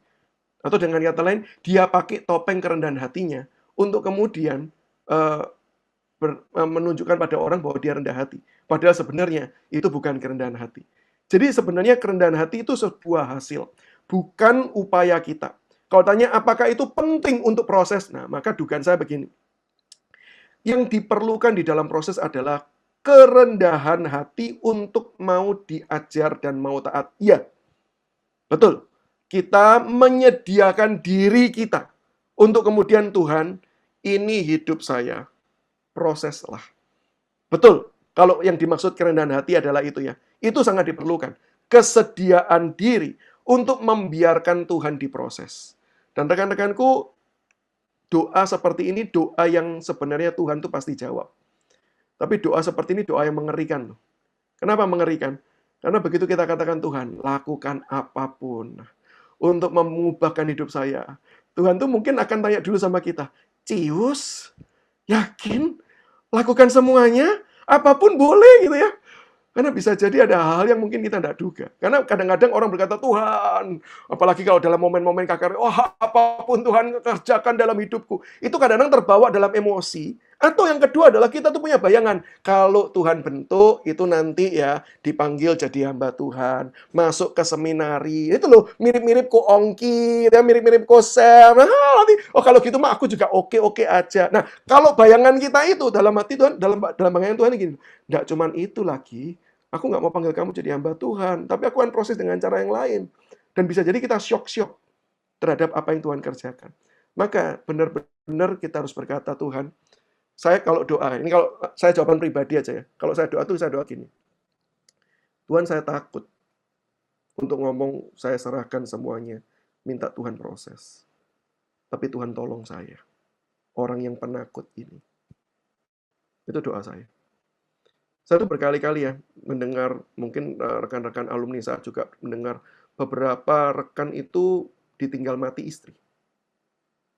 Saya tuh langsung berpikir, Tuhan, kalau boleh tolong proses hidup saya jangan begitu deh Tuhan. Dan ketika momen itu terjadi ya, saya ketika doa itu doanya seperti itu. Tuhan, saya tahu saya harus menyerahkan semua untuk Tuhan. Termasuk keluarga saya. Tapi Tuhan, saya ini takut.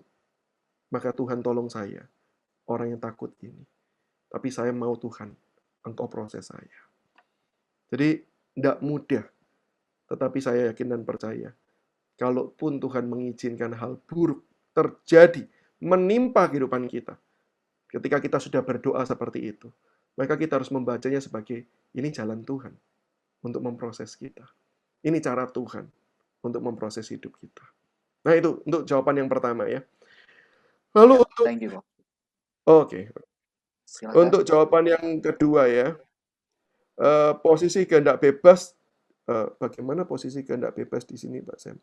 Oh, mungkin ini terkait dengan tadi masalah dengan kedaulatan Tuhan tadi itu ya. Maka saya percaya bahwa Tuhan itu mengizinkan kita tetap punya kehendak bebas. Dan ketika Tuhan itu mengatur, Tuhan itu mengajar kita, Tuhan itu menyediakan proses, maka kehendak bebas itu tetap ada. Dan kehendak bebas itulah yang kemudian akan berubah mengikuti proses Tuhan. Dan ketika kehendak bebas itu sudah diubahkan bukan dalam arti diubah secara langsung begitu ya, tetapi melalui proses itu kita mengubah hidup kita gitu ya. Maka pada waktu kita berubah, maka kita sendiri bukan menjadi terpaksa diubah, tapi kitanya sendiri memang sudah mau diubah. Sekali lagi ya, kehendak bebas kita tetap ada, bukan dihilangkan. Tetapi di dalam proses itulah justru kenapa Tuhan berikan proses. Karena Tuhan menghargai kehendak bebas kita. Tetapi kehendak bebas kita akan kemudian terus-menerus diarahkan frekuensi dengan kehendaknya Tuhan. Dan pada waktu itulah kita akan berkata, inilah yang memang kukehendaki dari dulu. Sehingga pada waktu itu, ketika itu dilakukan, misalnya kita mau A, Terus kemudian Tuhan maunya B, kita diarahkan sampai kemudian kita mau B. Kalau tanya gini, kenapa kamu mau B? Kita tidak berkata gini, tahu tuh, ya dipaksa Tuhan. Enggak. Tapi kita akan berkata, ya ini memang yang terbaik. Dan ini memang maunya saya sekarang. Loh, sekarang sudah ganti. Kenapa mau B? Karena saya tahu ini yang terbaik. Jadi kehendak bebas tetap ada, bukan dihilangkan. Sebelum dan sudah jatuh dalam dosa, apakah kehendak bebas ini sebagai instrumen yang pada prinsipnya tidak bebas? Tidak bebas dalam arti bebas tanpa ada batasan, jelas tidak ya. Namanya manusia pasti akan selalu punya batasan. Jadi kehendak bebas manusia tidak pernah bebas secara mutlak. Tidak pernah bebas secara mutlak. Kenapa? Bukan karena Tuhan batasi, tetapi karena natur kita pun adalah ciptaan yang terbatas. Sehingga disitulah kehendak bebas kita juga terbatas. Maksudnya kehendak bebas yang tidak bebas karena harus seturut atau disetujui kehendak Tuhan. Tuhan kan tidak memaksa kita ya. Jadi dalam hal ini, ketika kita pada akhirnya itu setuju pada kehendak Tuhan, itu Tuhan tidak otak-atik secara langsung men-setting hati kita diubah gitu ya. Bukan. Tetapi Tuhan itu pakai proses. Sehingga ketika proses itulah Tuhan menghargai kehendak bebas kita. Dikasih A atau B, ditunjukkan, oh saya maunya A, padahal Tuhan maunya B. Maka Tuhan izinkan kita jalani A dulu. Tetapi kemudian Tuhan hadapkan kita pada sebuah kondisi yang lain. C atau B. Oh kita tetap milih C. Oke, diizinkan tetap milih C. Kemudian E atau pilih B. Sampai akhirnya kemudian kita pilih, yaudah deh, aku pilih B. Itu bukan kemudian Tuhan itu otak-atik sampai kemudian kita tidak berdaya. Tapi memang kita yang diarahkan. Jadi betul nggak Tuhan mengarahkan? Iya. Tapi apakah berarti kita tidak punya kehendak bebas? Kita tetap punya kehendak bebas. Berarti terbatas dong? Pasti sejak dari awal kehendak bebas manusia terbatas. Karena kita ciptaan yang terbatas. Oke, itu jawaban saya yang kedua, Pak. Saya langsung masuk yang ketiga, Pak ya. Bagaimana cara mengetahui bahwa yang kita kerjakan itu memang panggilan Tuhan? Wah, ini pertanyaan dalam, luas, panjang, dan lebar. Ini ya. Yang pertama, kita tahu itu panggilan Tuhan adalah ketika memang kita sudah bergumul bersama dengan Tuhan. Tidak ada orang yang bisa memastikan, ya benar ini panggilanmu. Sama seperti Bapak Ibu tidak bisa memastikan panggilan saya menjadi hamba Tuhan. Saya tidak bisa memastikan Bapak Ibu panggilannya menjadi apa. Ini adalah pergumulan personal kita bersama dengan Tuhan. Sehingga kita tahu dari mana, maka jawabannya adalah secara subjektif. Allah itu akan bekerja, memantapkan kita. Dan itu perasaan yang kemudian kita tahu, kita yakini, benar. Tetapi orang lain tidak bisa menjudgment, tidak bisa memberikan penghakiman. Kenapa? Itu pengalaman subjektif. Nah, itu adalah bagian yang menurut saya fondasi. Itu penting. Kita sendiri harus tahu dan kita sendiri harus yakin. Karena itu adalah pengalaman proses kita berjalan bersama dengan Tuhan. Ada enggak tanda-tanda yang mengikutinya? Ada tanda-tanda ya. Tanda-tanda itu kan berarti cara Tuhan berbicara. Oke? Jadi kita bergumul dengan Tuhan, cara Tuhan berbicara. Tanda-tandanya apa? Ada beberapa tanda-tandanya. Misalnya apa? Satu, yaitu dengan melihat apa yang menjadi passion kehidupan kita.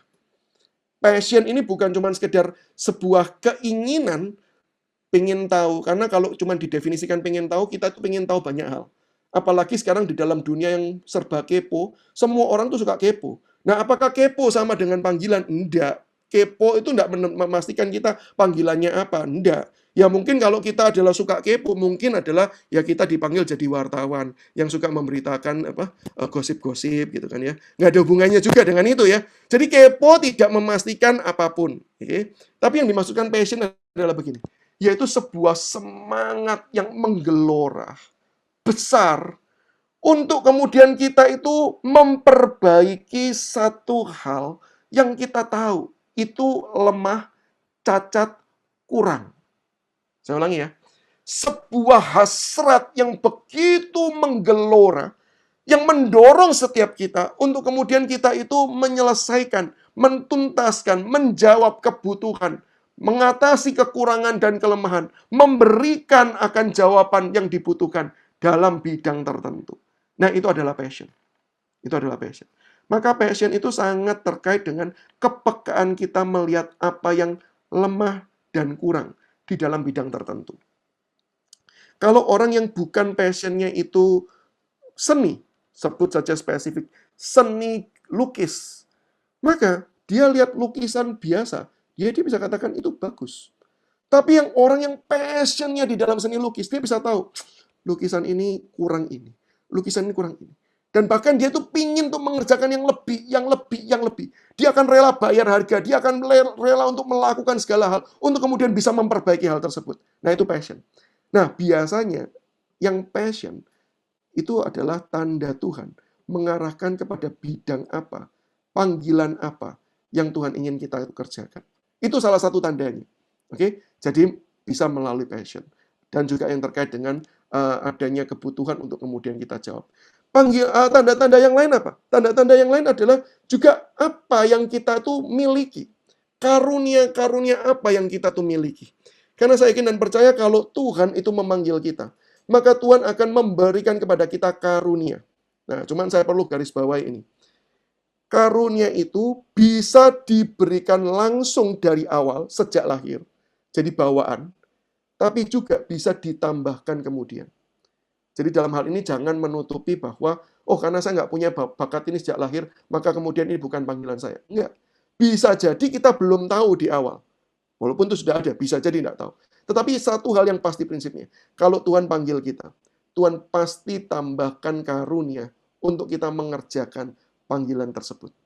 Jadi kita bisa mengevaluasi karunia-karunia apa yang Tuhan berikan di dalam kehidupan setiap kita, sesuai juga dengan passion yang kemudian kita miliki. Nah, itu tanda-tandanya. Dan catatan terakhir, Tuhan itu memberikan kita informasi, atau Tuhan itu membukakan, menyingkapkan panggilannya kepada kita. Itu bisa jadi melalui dua jalan.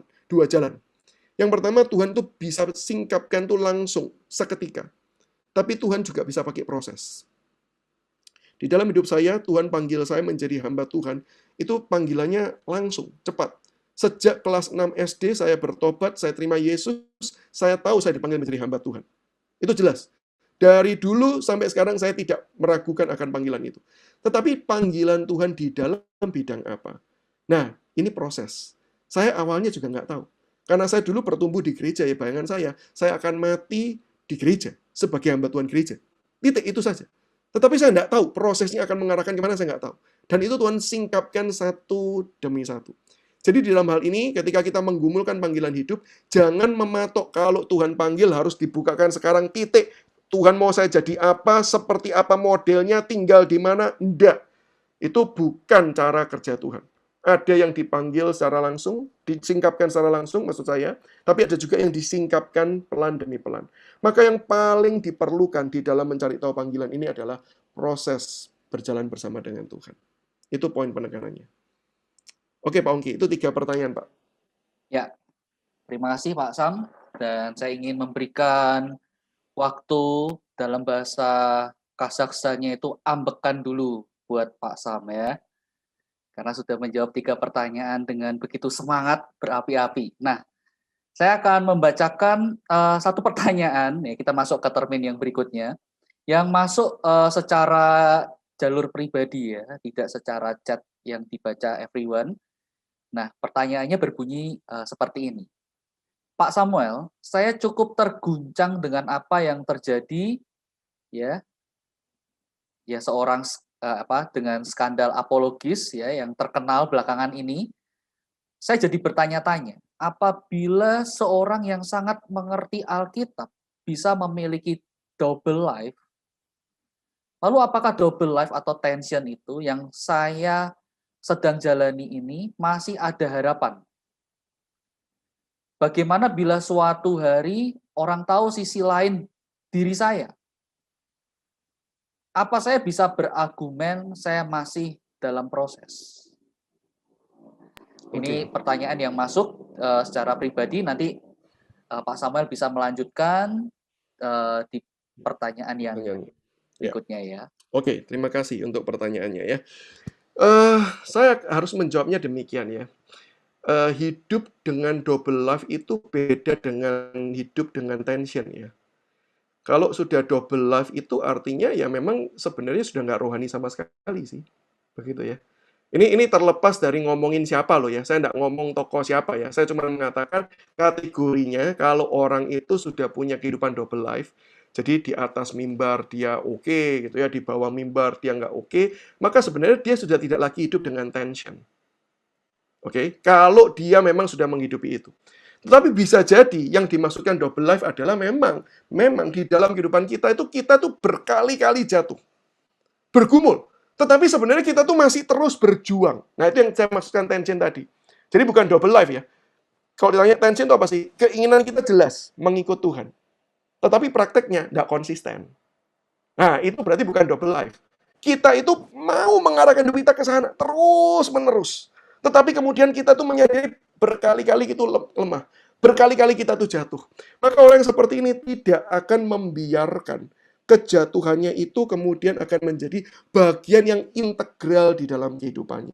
Yang artinya kemudian dia maklumi, yang kemudian dia katakan, it's okay, enggak apa-apa, ini wajar dan normal. Enggak.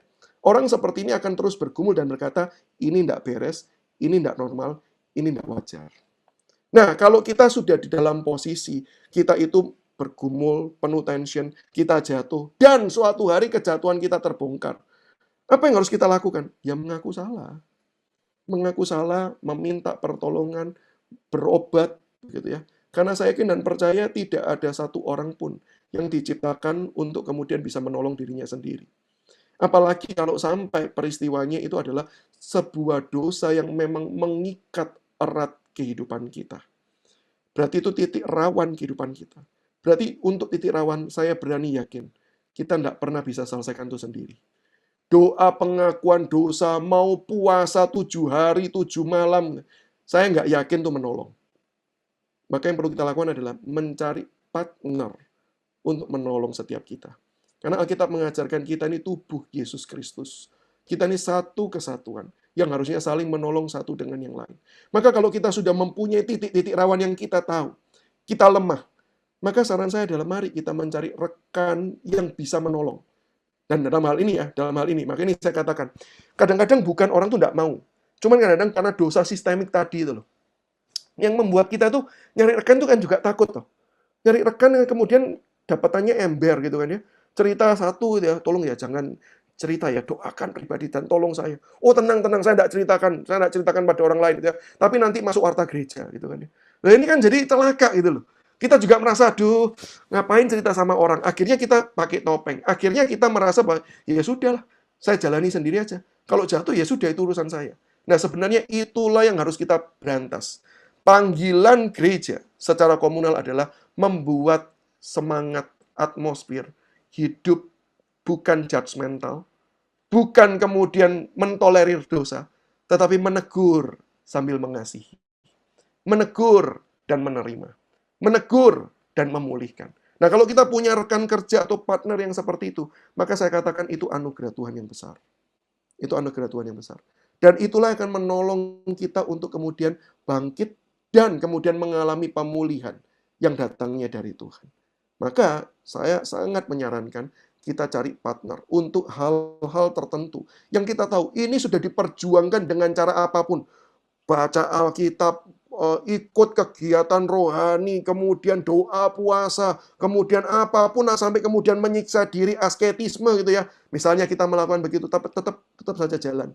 Maka satu hal yang langsung kita ingat, ini berarti butuh pertolongan orang. Dan itu bisa jadi satu hal, itu berarti ada permasalahan yang jauh lebih mendasar, yang mungkin perlu diselesaikan. Dan itu yang kita tidak sadari.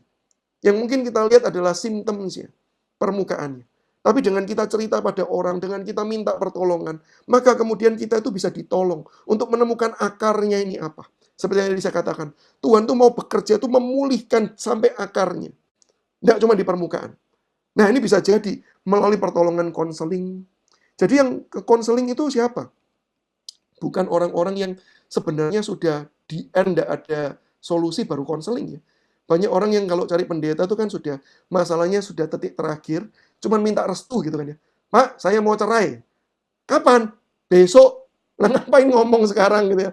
Minta restu Bapak, saya mau cerai. Ya sebenarnya kan enggak usah cerita. Sebenarnya kalau dari awal kita cerita, kita bergumul, maka sebenarnya percayalah Tuhan bisa pakai rekan-rekan hamba Tuhan, rekan-rekan konselor, mereka yang sudah dibekali dengan berbagai macam hal untuk menolong. Nah, di dalam hal ini kita perlu cari bantuan orang lain. Nah, tetapi saya mau katakan begini. Terlepas dari semua hal tersebut, satu hal yang harus kita yakini, kita tidak mungkin hidup beres tanpa anugerah dari Tuhan. Maka itulah kenapa kita tuh, bahkan termasuk saya rohaniwan, perlu merenungkan firman setiap hari. Bukan untuk sekedar mencari ilmunya, tetapi tujuannya adalah untuk mengingatkan saya ini orang berdosa. Tanpa anugerah Tuhan, banyak hal yang saya sudah lakukan mencoreng kemuliaan Tuhan, bahkan menghancurkan kehidupan saya. Sehingga perlu kesadaran untuk terus-menerus berdoa, berdekat kepada Tuhan, membutuhkan anugerah Tuhan, mengingatkan diri saya perlu anugerah Tuhan. Dan kesadaran itu mengingatkan kita saling mendoakan satu dengan yang lain. Satu hal yang saya selalu belajar mendisiplin diri. Setiap kali ada orang yang kedapatan jatuh, entah ekstrim, entah tidak ekstrim. Kadang-kadang kalau tidak ekstrim itu kan tidak disiarkan. Walaupun kalau ditanya gini, banyak tidak sih hamba Tuhan yang jatuh? Ya, tidak cuma satu itu yang ramai diberitakan sekarang. Banyak. Itu kalau cerita-cerita konseling yang bahkan ada yang datang pada saya juga banyak. Hamba Tuhan mau cerai lah, hamba Tuhan selingkuh lah, hamba Tuhan kemudian tergiur untuk kemudian nilep uang gereja juga ada. Bergumul, iya, tapi mereka cari pertolongan. Dan pada waktu itu mengingatkan saya juga perlu mendoakan.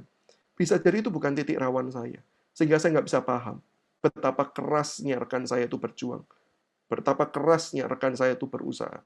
Tetapi saya perlu mengingat mereka di dalam doa. Maka dengan adanya tragedi ini juga mengingatkan setiap kita, siapapun kita, doakan, saling mendoakan satu dengan yang lain, saling mengingatkan satu dengan yang lain, supaya sungguh-sungguh setiap orang Kristen terlepas dari jabatan apapun, hidupnya boleh memuliakan Tuhan dan menjadi cerminan Injil yang hidup, sehingga orang tidak tersandung karena kesaksian kehidupan kita yang buruk.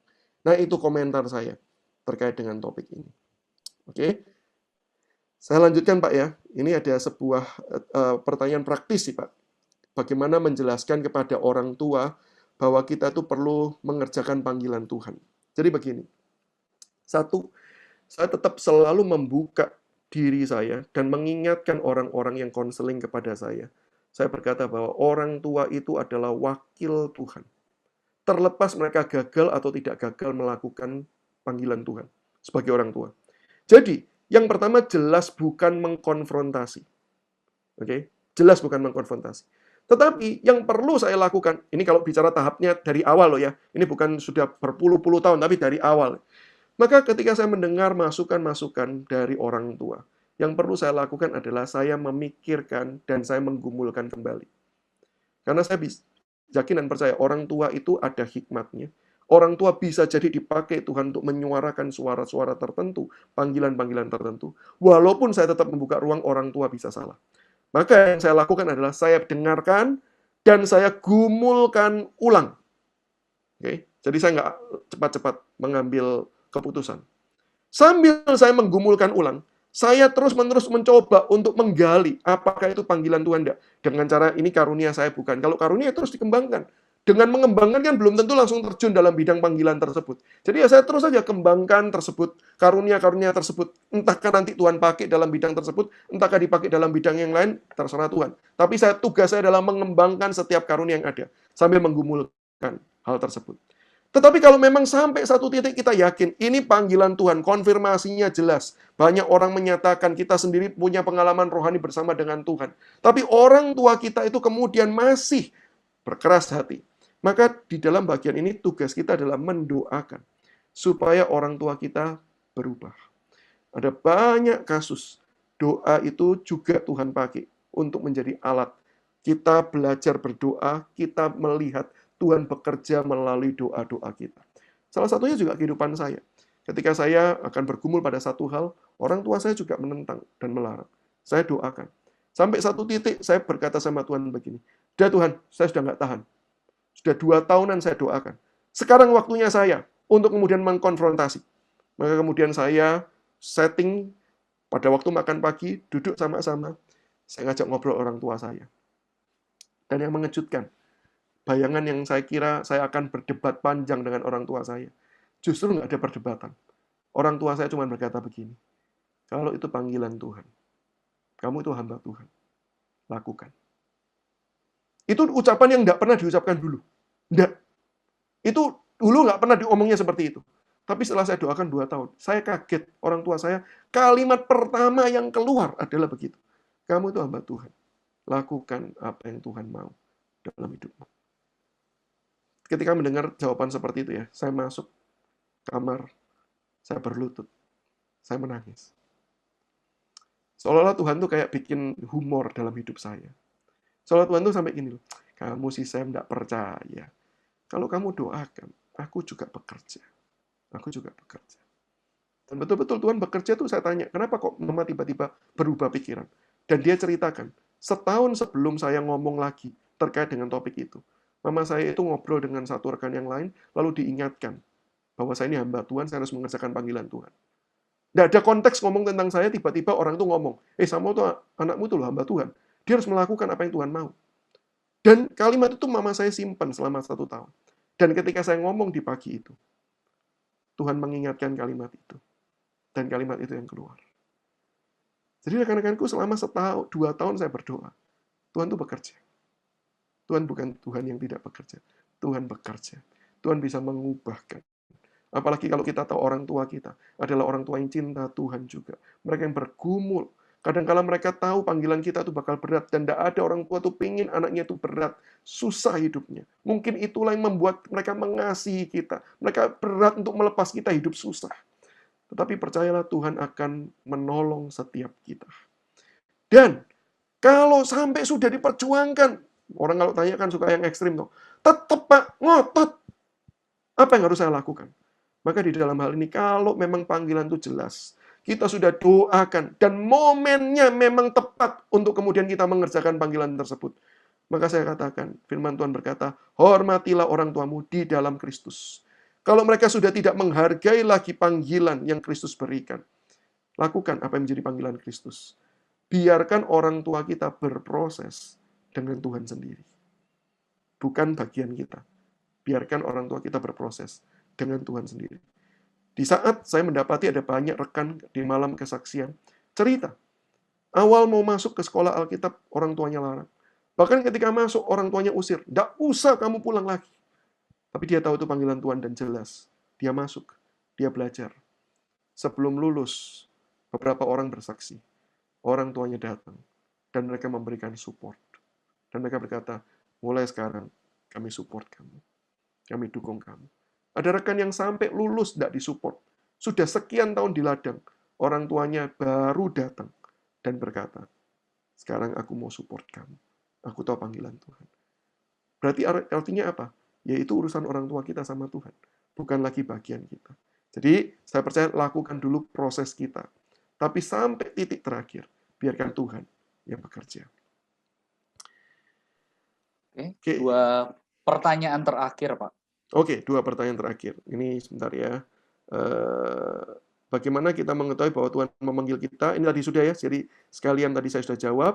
Lalu di end of ini terjadi saat seorang menerima Kristus sebagai Tuhan dan Juru Selamat dan diikuti dengan 3 poin yang dijelaskan tadi. Nah, agar supaya di end of me hidup dalam sesama, maka perlu pemberitaan Injil. Bagaimana bagi para kaum awam seperti saya ini bisa memberitakan Injil, cara dan tindakannya, sehingga kemudian menolong sesama untuk menjelaskan di end of me ini. Oke, pertanyaan baik Pak Julio ya. Jadi begini, seperti yang saya katakan bahwa pemberitaan Injil itu panggilan umum yang diberikan kepada semua orang Kristen.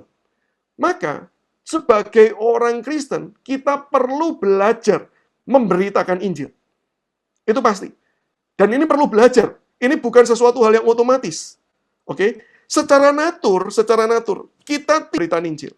Saya tidak katakan bertentangan loh ya. Ini tidak bertentangan. Maksudnya apa? Kita itu kalau punya kabar baik, kita itu pasti suka memberitakan kok. Kita tuh pasti mau kasih tahu kok kepada orang lain. Nah, contohnya kalau sekarang di zaman modern ada orang yang kemudian makan di sebuah tempat makan. Hal pertama yang dilakukan foto makanannya. Nah, setelah foto yang dilakukan apa? Disebarkan. bagus ya. Entah mau pamer kamera handphonenya kah, entah mau pamer makanannya kah, pokoknya kan disebarkan. Kenapa dia menyebarkan? Karena ini kabar baik. Betul kan? Maka pada dasarnya kita itu suka memberitakan kabar baik. Kita suka memberitakan kabar baik. Nah, maka di dalam hal ini tidak ada pertentangan ketika kita itu dipanggil untuk memberitakan kabar baik Yesus Kristus. Cuman memang kita perlu belajar bagaimana caranya. Kita perlu diberikan dorongan lebih lagi, maka itu perlu ikut pelatihan-pelatihan pekabaran Injil. Semua metode itu bisa digunakan. Dan tidak ada satu metode yang paling cocok, paling tepat, sama seperti ini kayak jurus pamungkas. Semua orang pasti takluk, tidak ada. Semua orang itu unik. Maka semua orang perlu didekati dengan cara yang berbeda-beda, termasuk di dalam pemberitaan Injil. Maka kita perlu mengembangkan berbagai macam metode, perlu belajar berbagai macam metode, bukan cuma satu metode. Jadi perlu belajar supaya apa? Kita sendiri diyakinkan dan dikuatkan, didorong untuk kemudian memberitakan Injil, dan kemudian dengan perlengkapan-perlengkapan yang ada, kita itu bisa memberitakan Injil kepada orang lain. Dan Alkitab memberitahu, kuasa memberitakan Injil itu bukan kuasa ucapan kita. Kuasa memberitakan Injil itu adalah kuasa Injil itu sendiri. Yaitu Injil kehidupan, Injil Yesus Kristus. Dan kuasa ketika kita memberitakan, itu didatangkan dari Roh Kudus yang berbicara di dalam dan melalui hidup setiap kita. Sehingga di dalam hal ini, hal prinsip paling utama di dalam memberitakan Injil, bukan metode, tetapi kehidupan spiritualitas kita yang bergantung bersama dengan Tuhan. Berjalan bersama dengan Tuhan. Nah, itu yang paling diperlukan. Metode-metode itu cuma cara nanti Tuhan tuh bisa ingatkan kita. Oh, caranya orang ini, nggak bisa pakai yang ini, pakai yang ini. Semua metode itu menjadi alat. Kebergantungan kita kepada Tuhan, itu yang menjadi kunci utamanya. Untuk kita bisa memberitakan Injil. Tetapi, seperti yang tadi saya katakan, kita itu akan efektif kepada segmen-segmen yang tepat. Saya katakan efektif loh ya. Artinya bukan berarti kita pilih-pilih, enggak. Kita memberitakan Injil setiap kesempatan itu dibuka. Tetapi kita akan efektif di dalam bagian yang memang Tuhan percayakan bagi kita. Di dalam panggilan, misalnya saya dipanggil dalam bidang pendidikan. Maka di dalam saya mengajar, di dalam perkuliahan, dalam perjumpaan saya dengan mahasiswa, saya memberitakan Injil. Dan banyak, saya sudah berhasil memberitakan Injil, dan ada beberapa buahnya. Ada beberapa buahnya. Yang kemudian datang mengaku, Pak, terima kasih. Saya bertobat ketika Bapak Injili. Walaupun tidak langsung ketika dia bertobat seperti itu. Karena dalam momen kelas. Kan di kelas saya tidak mungkin KKR, kemudian panggil. Siapa mau percaya Yesus, angkat tangan. Ya. Kan topiknya bukan ibadah. Jadi saya tidak mungkin panggil. Tapi beberapa orang datang dan mengaku, saya bertobat, saya terima Yesus ketika Bapak memberitakan Injil. Nah, saya efektif di dalam hal tersebut. Tetapi bisa jadi saya tidak efektif di dalam hal yang lain. Memberitakan Injil kepada orang-orang yang lain. Saya mungkin kurang efektif. Dan mungkin ada orang lain yang lebih efektif. Tadi sebagai contoh, kepada orang yang ada terjun di dalam dunia politik, hukum. Mungkin saya tidak efektif. Tapi bukan berarti saya tidak bisa. Saya tetap bisa memberitakan Injil. Tapi efektivitasnya akan jauh lebih kuat. Ya orang yang memang ada di dalam dunia tersebut. Nah kalau yang bertanya ini, Bapak ini awam. Gitu ya. Nah kalau Bapak awam kan ada bidangnya nih. Bidang Bapak ini apa nih? Bisnis kah? Profesional kah? Nah, di dalam bidang tersebut, saya yakin dan percaya Bapak akan efektif untuk memberitakan Injil. Memberitakan Injil ini apa? Yaitu memberitakan kabar baik di dalam Yesus Kristus. Allah yang menjadi manusia, yang kemudian mau datang untuk kemudian menyelamatkan, menyatakan kasih-Nya kepada manusia, memulihkan manusia, supaya manusia bisa hidup kembali bagi Tuhan dan dipakai oleh Tuhan. Itu fokus pemberitaan Injil. Nah, kita perlu belajar metode, caranya, tetapi efektivitas ini akan bergantung sesuai dengan segmen kita masing-masing. Jadi di dalam hal ini, saran saya adalah, mari kita ikut pembelajaran-pembelajaran tentang pemberitaan Injil. Kita ikut seminar-seminar tentang misi, untuk apa? Mengobarkan kembali semangat kita. Sambil kemudian kita mencari waktu dan kesempatan kepada semua orang, tetapi mari kita berfokus di bidang kita. Berarti di tempat itulah Tuhan mau pakai kita lebih efektif daripada orang yang lain. Ini jawaban saya. Kiranya melalui hal ini, Bapak semakin tercerahkan dan semakin giat untuk memberitakan Injil. Saya pikir kok habis Pak Ongki ya? Ya, terima kasih Pak Samuel. Semua pertanyaan sudah terjawab dengan luar biasa. Dan disinilah akhir dari pembinaan iman online kita pada malam hari ini. Sekali lagi saya mewakili segenap jemaat, majelis jemaat, dan juga hamba-hamba Tuhan GKI Stadion mengucapkan terima kasih untuk pelayanan dari Pak Samuel. Terima kasih sudah mau melayani di dalam pembinaan iman ini. Kiranya Tuhan terus memakai Bapak di dalam pelayanan-pelayanan yang berikutnya. Ya.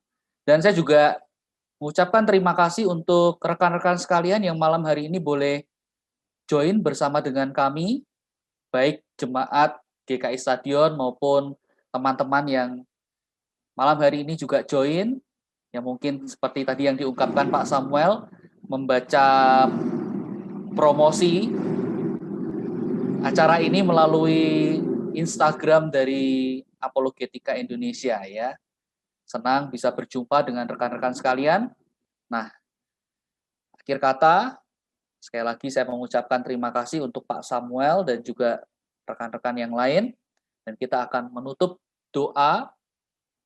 Saya mohon kesediaan dari Ibu Yunike Citradi, boleh menutup kita di dalam doa. Yuk, mari kita berdoa. Tuhan, terima kasih Engkau telah menghantar hamba-Mu, Bapak Samuel Sugiarto, untuk menyampaikan pembinaan iman pada malam hari ini. Sungguh Tuhan, kebenaran firman-Mu sangat luar biasa, yang mana lebih lagi membawa kami semua jemaat-Mu, anak-anak-Mu, lebih mengerti akan hati Tuhan di dalam hidup kami. Ya Tuhan, pada saat kami bertemu dengan Engkau, Engkau merindukan bahwa kami benar-benar ya Tuhan, hidup bukan untuk ego kami, tetapi bagaimana kami menaklukkan ego kami dalam kuasa-Mu. Ya Tuhan, tolong kami di dalam keterbatasan kami, siap untuk dikontrol Tuhan, dikuasai Tuhan, dan dipakai oleh Tuhan sesuai dengan panggilan-Mu bagi hidup kami. Sehingga hidup kami di dunia ini tidaklah sia-sia, tapi kami bisa mewujudkan hidup yang sesuai dengan hati-Mu.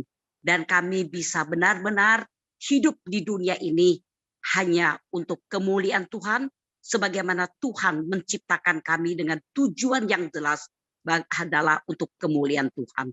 Kami tahu bukan satu hal yang mudah mewujudkan hidup yang memuliakan Tuhan, mewujudkan hidup sesuai dengan hati Tuhan. Tolong kami siap diproses oleh Tuhan. Kami siap bagaimana Tuhan yang mengontrol akan hidup kami ini. Ya Tuhan, kami lemah, tapi kami ingat bahwa kami memiliki Tuhan yang kuat, Tuhan yang maha kuasa, yang sanggup menolong kami di dalam perjalanan hidup di dunia yang sementara ini. Sehingga sungguh Tuhan di dalam dunia yang sementara ini, kami benar-benar mewujudkan kehidupan sebagaimana yang Kau inginkan. Tolong kami Tuhan, khususnya Tuhan, mampukan kami bukan hanya dibentuk oleh Tuhan, tetapi kami juga Tuhan, hidup kami nyata oleh dunia. Siapakah kami ini? Kami bisa memiliki satu gaya hidup sesuai dengan hati-Mu yang mencerminkan kebenaran firman-Mu. Sebagai saksi-Mu yang hidup, yang membawa Injil kebenaran kepada manusia yang ada di sekitar kami. Tolong kami Tuhan, kami tahu bahwa kami yang lemah, tetapi kami dimampukan oleh Tuhan untuk bisa melakukan dan hidup sesuai dengan hati-Mu. Tolonglah kami. Dan kami juga bersyukur Engkau telah memberikan kesempatan kepada hamba-Mu, Bapak Samuel, untuk membawa pembinaan iman pada hari ini. Berkati kehidupan keluarganya, baik Ibu Meifang beserta dengan anaknya, dan kami bersyukur Tuhan Engkau terus memberkati keluarga anak ini.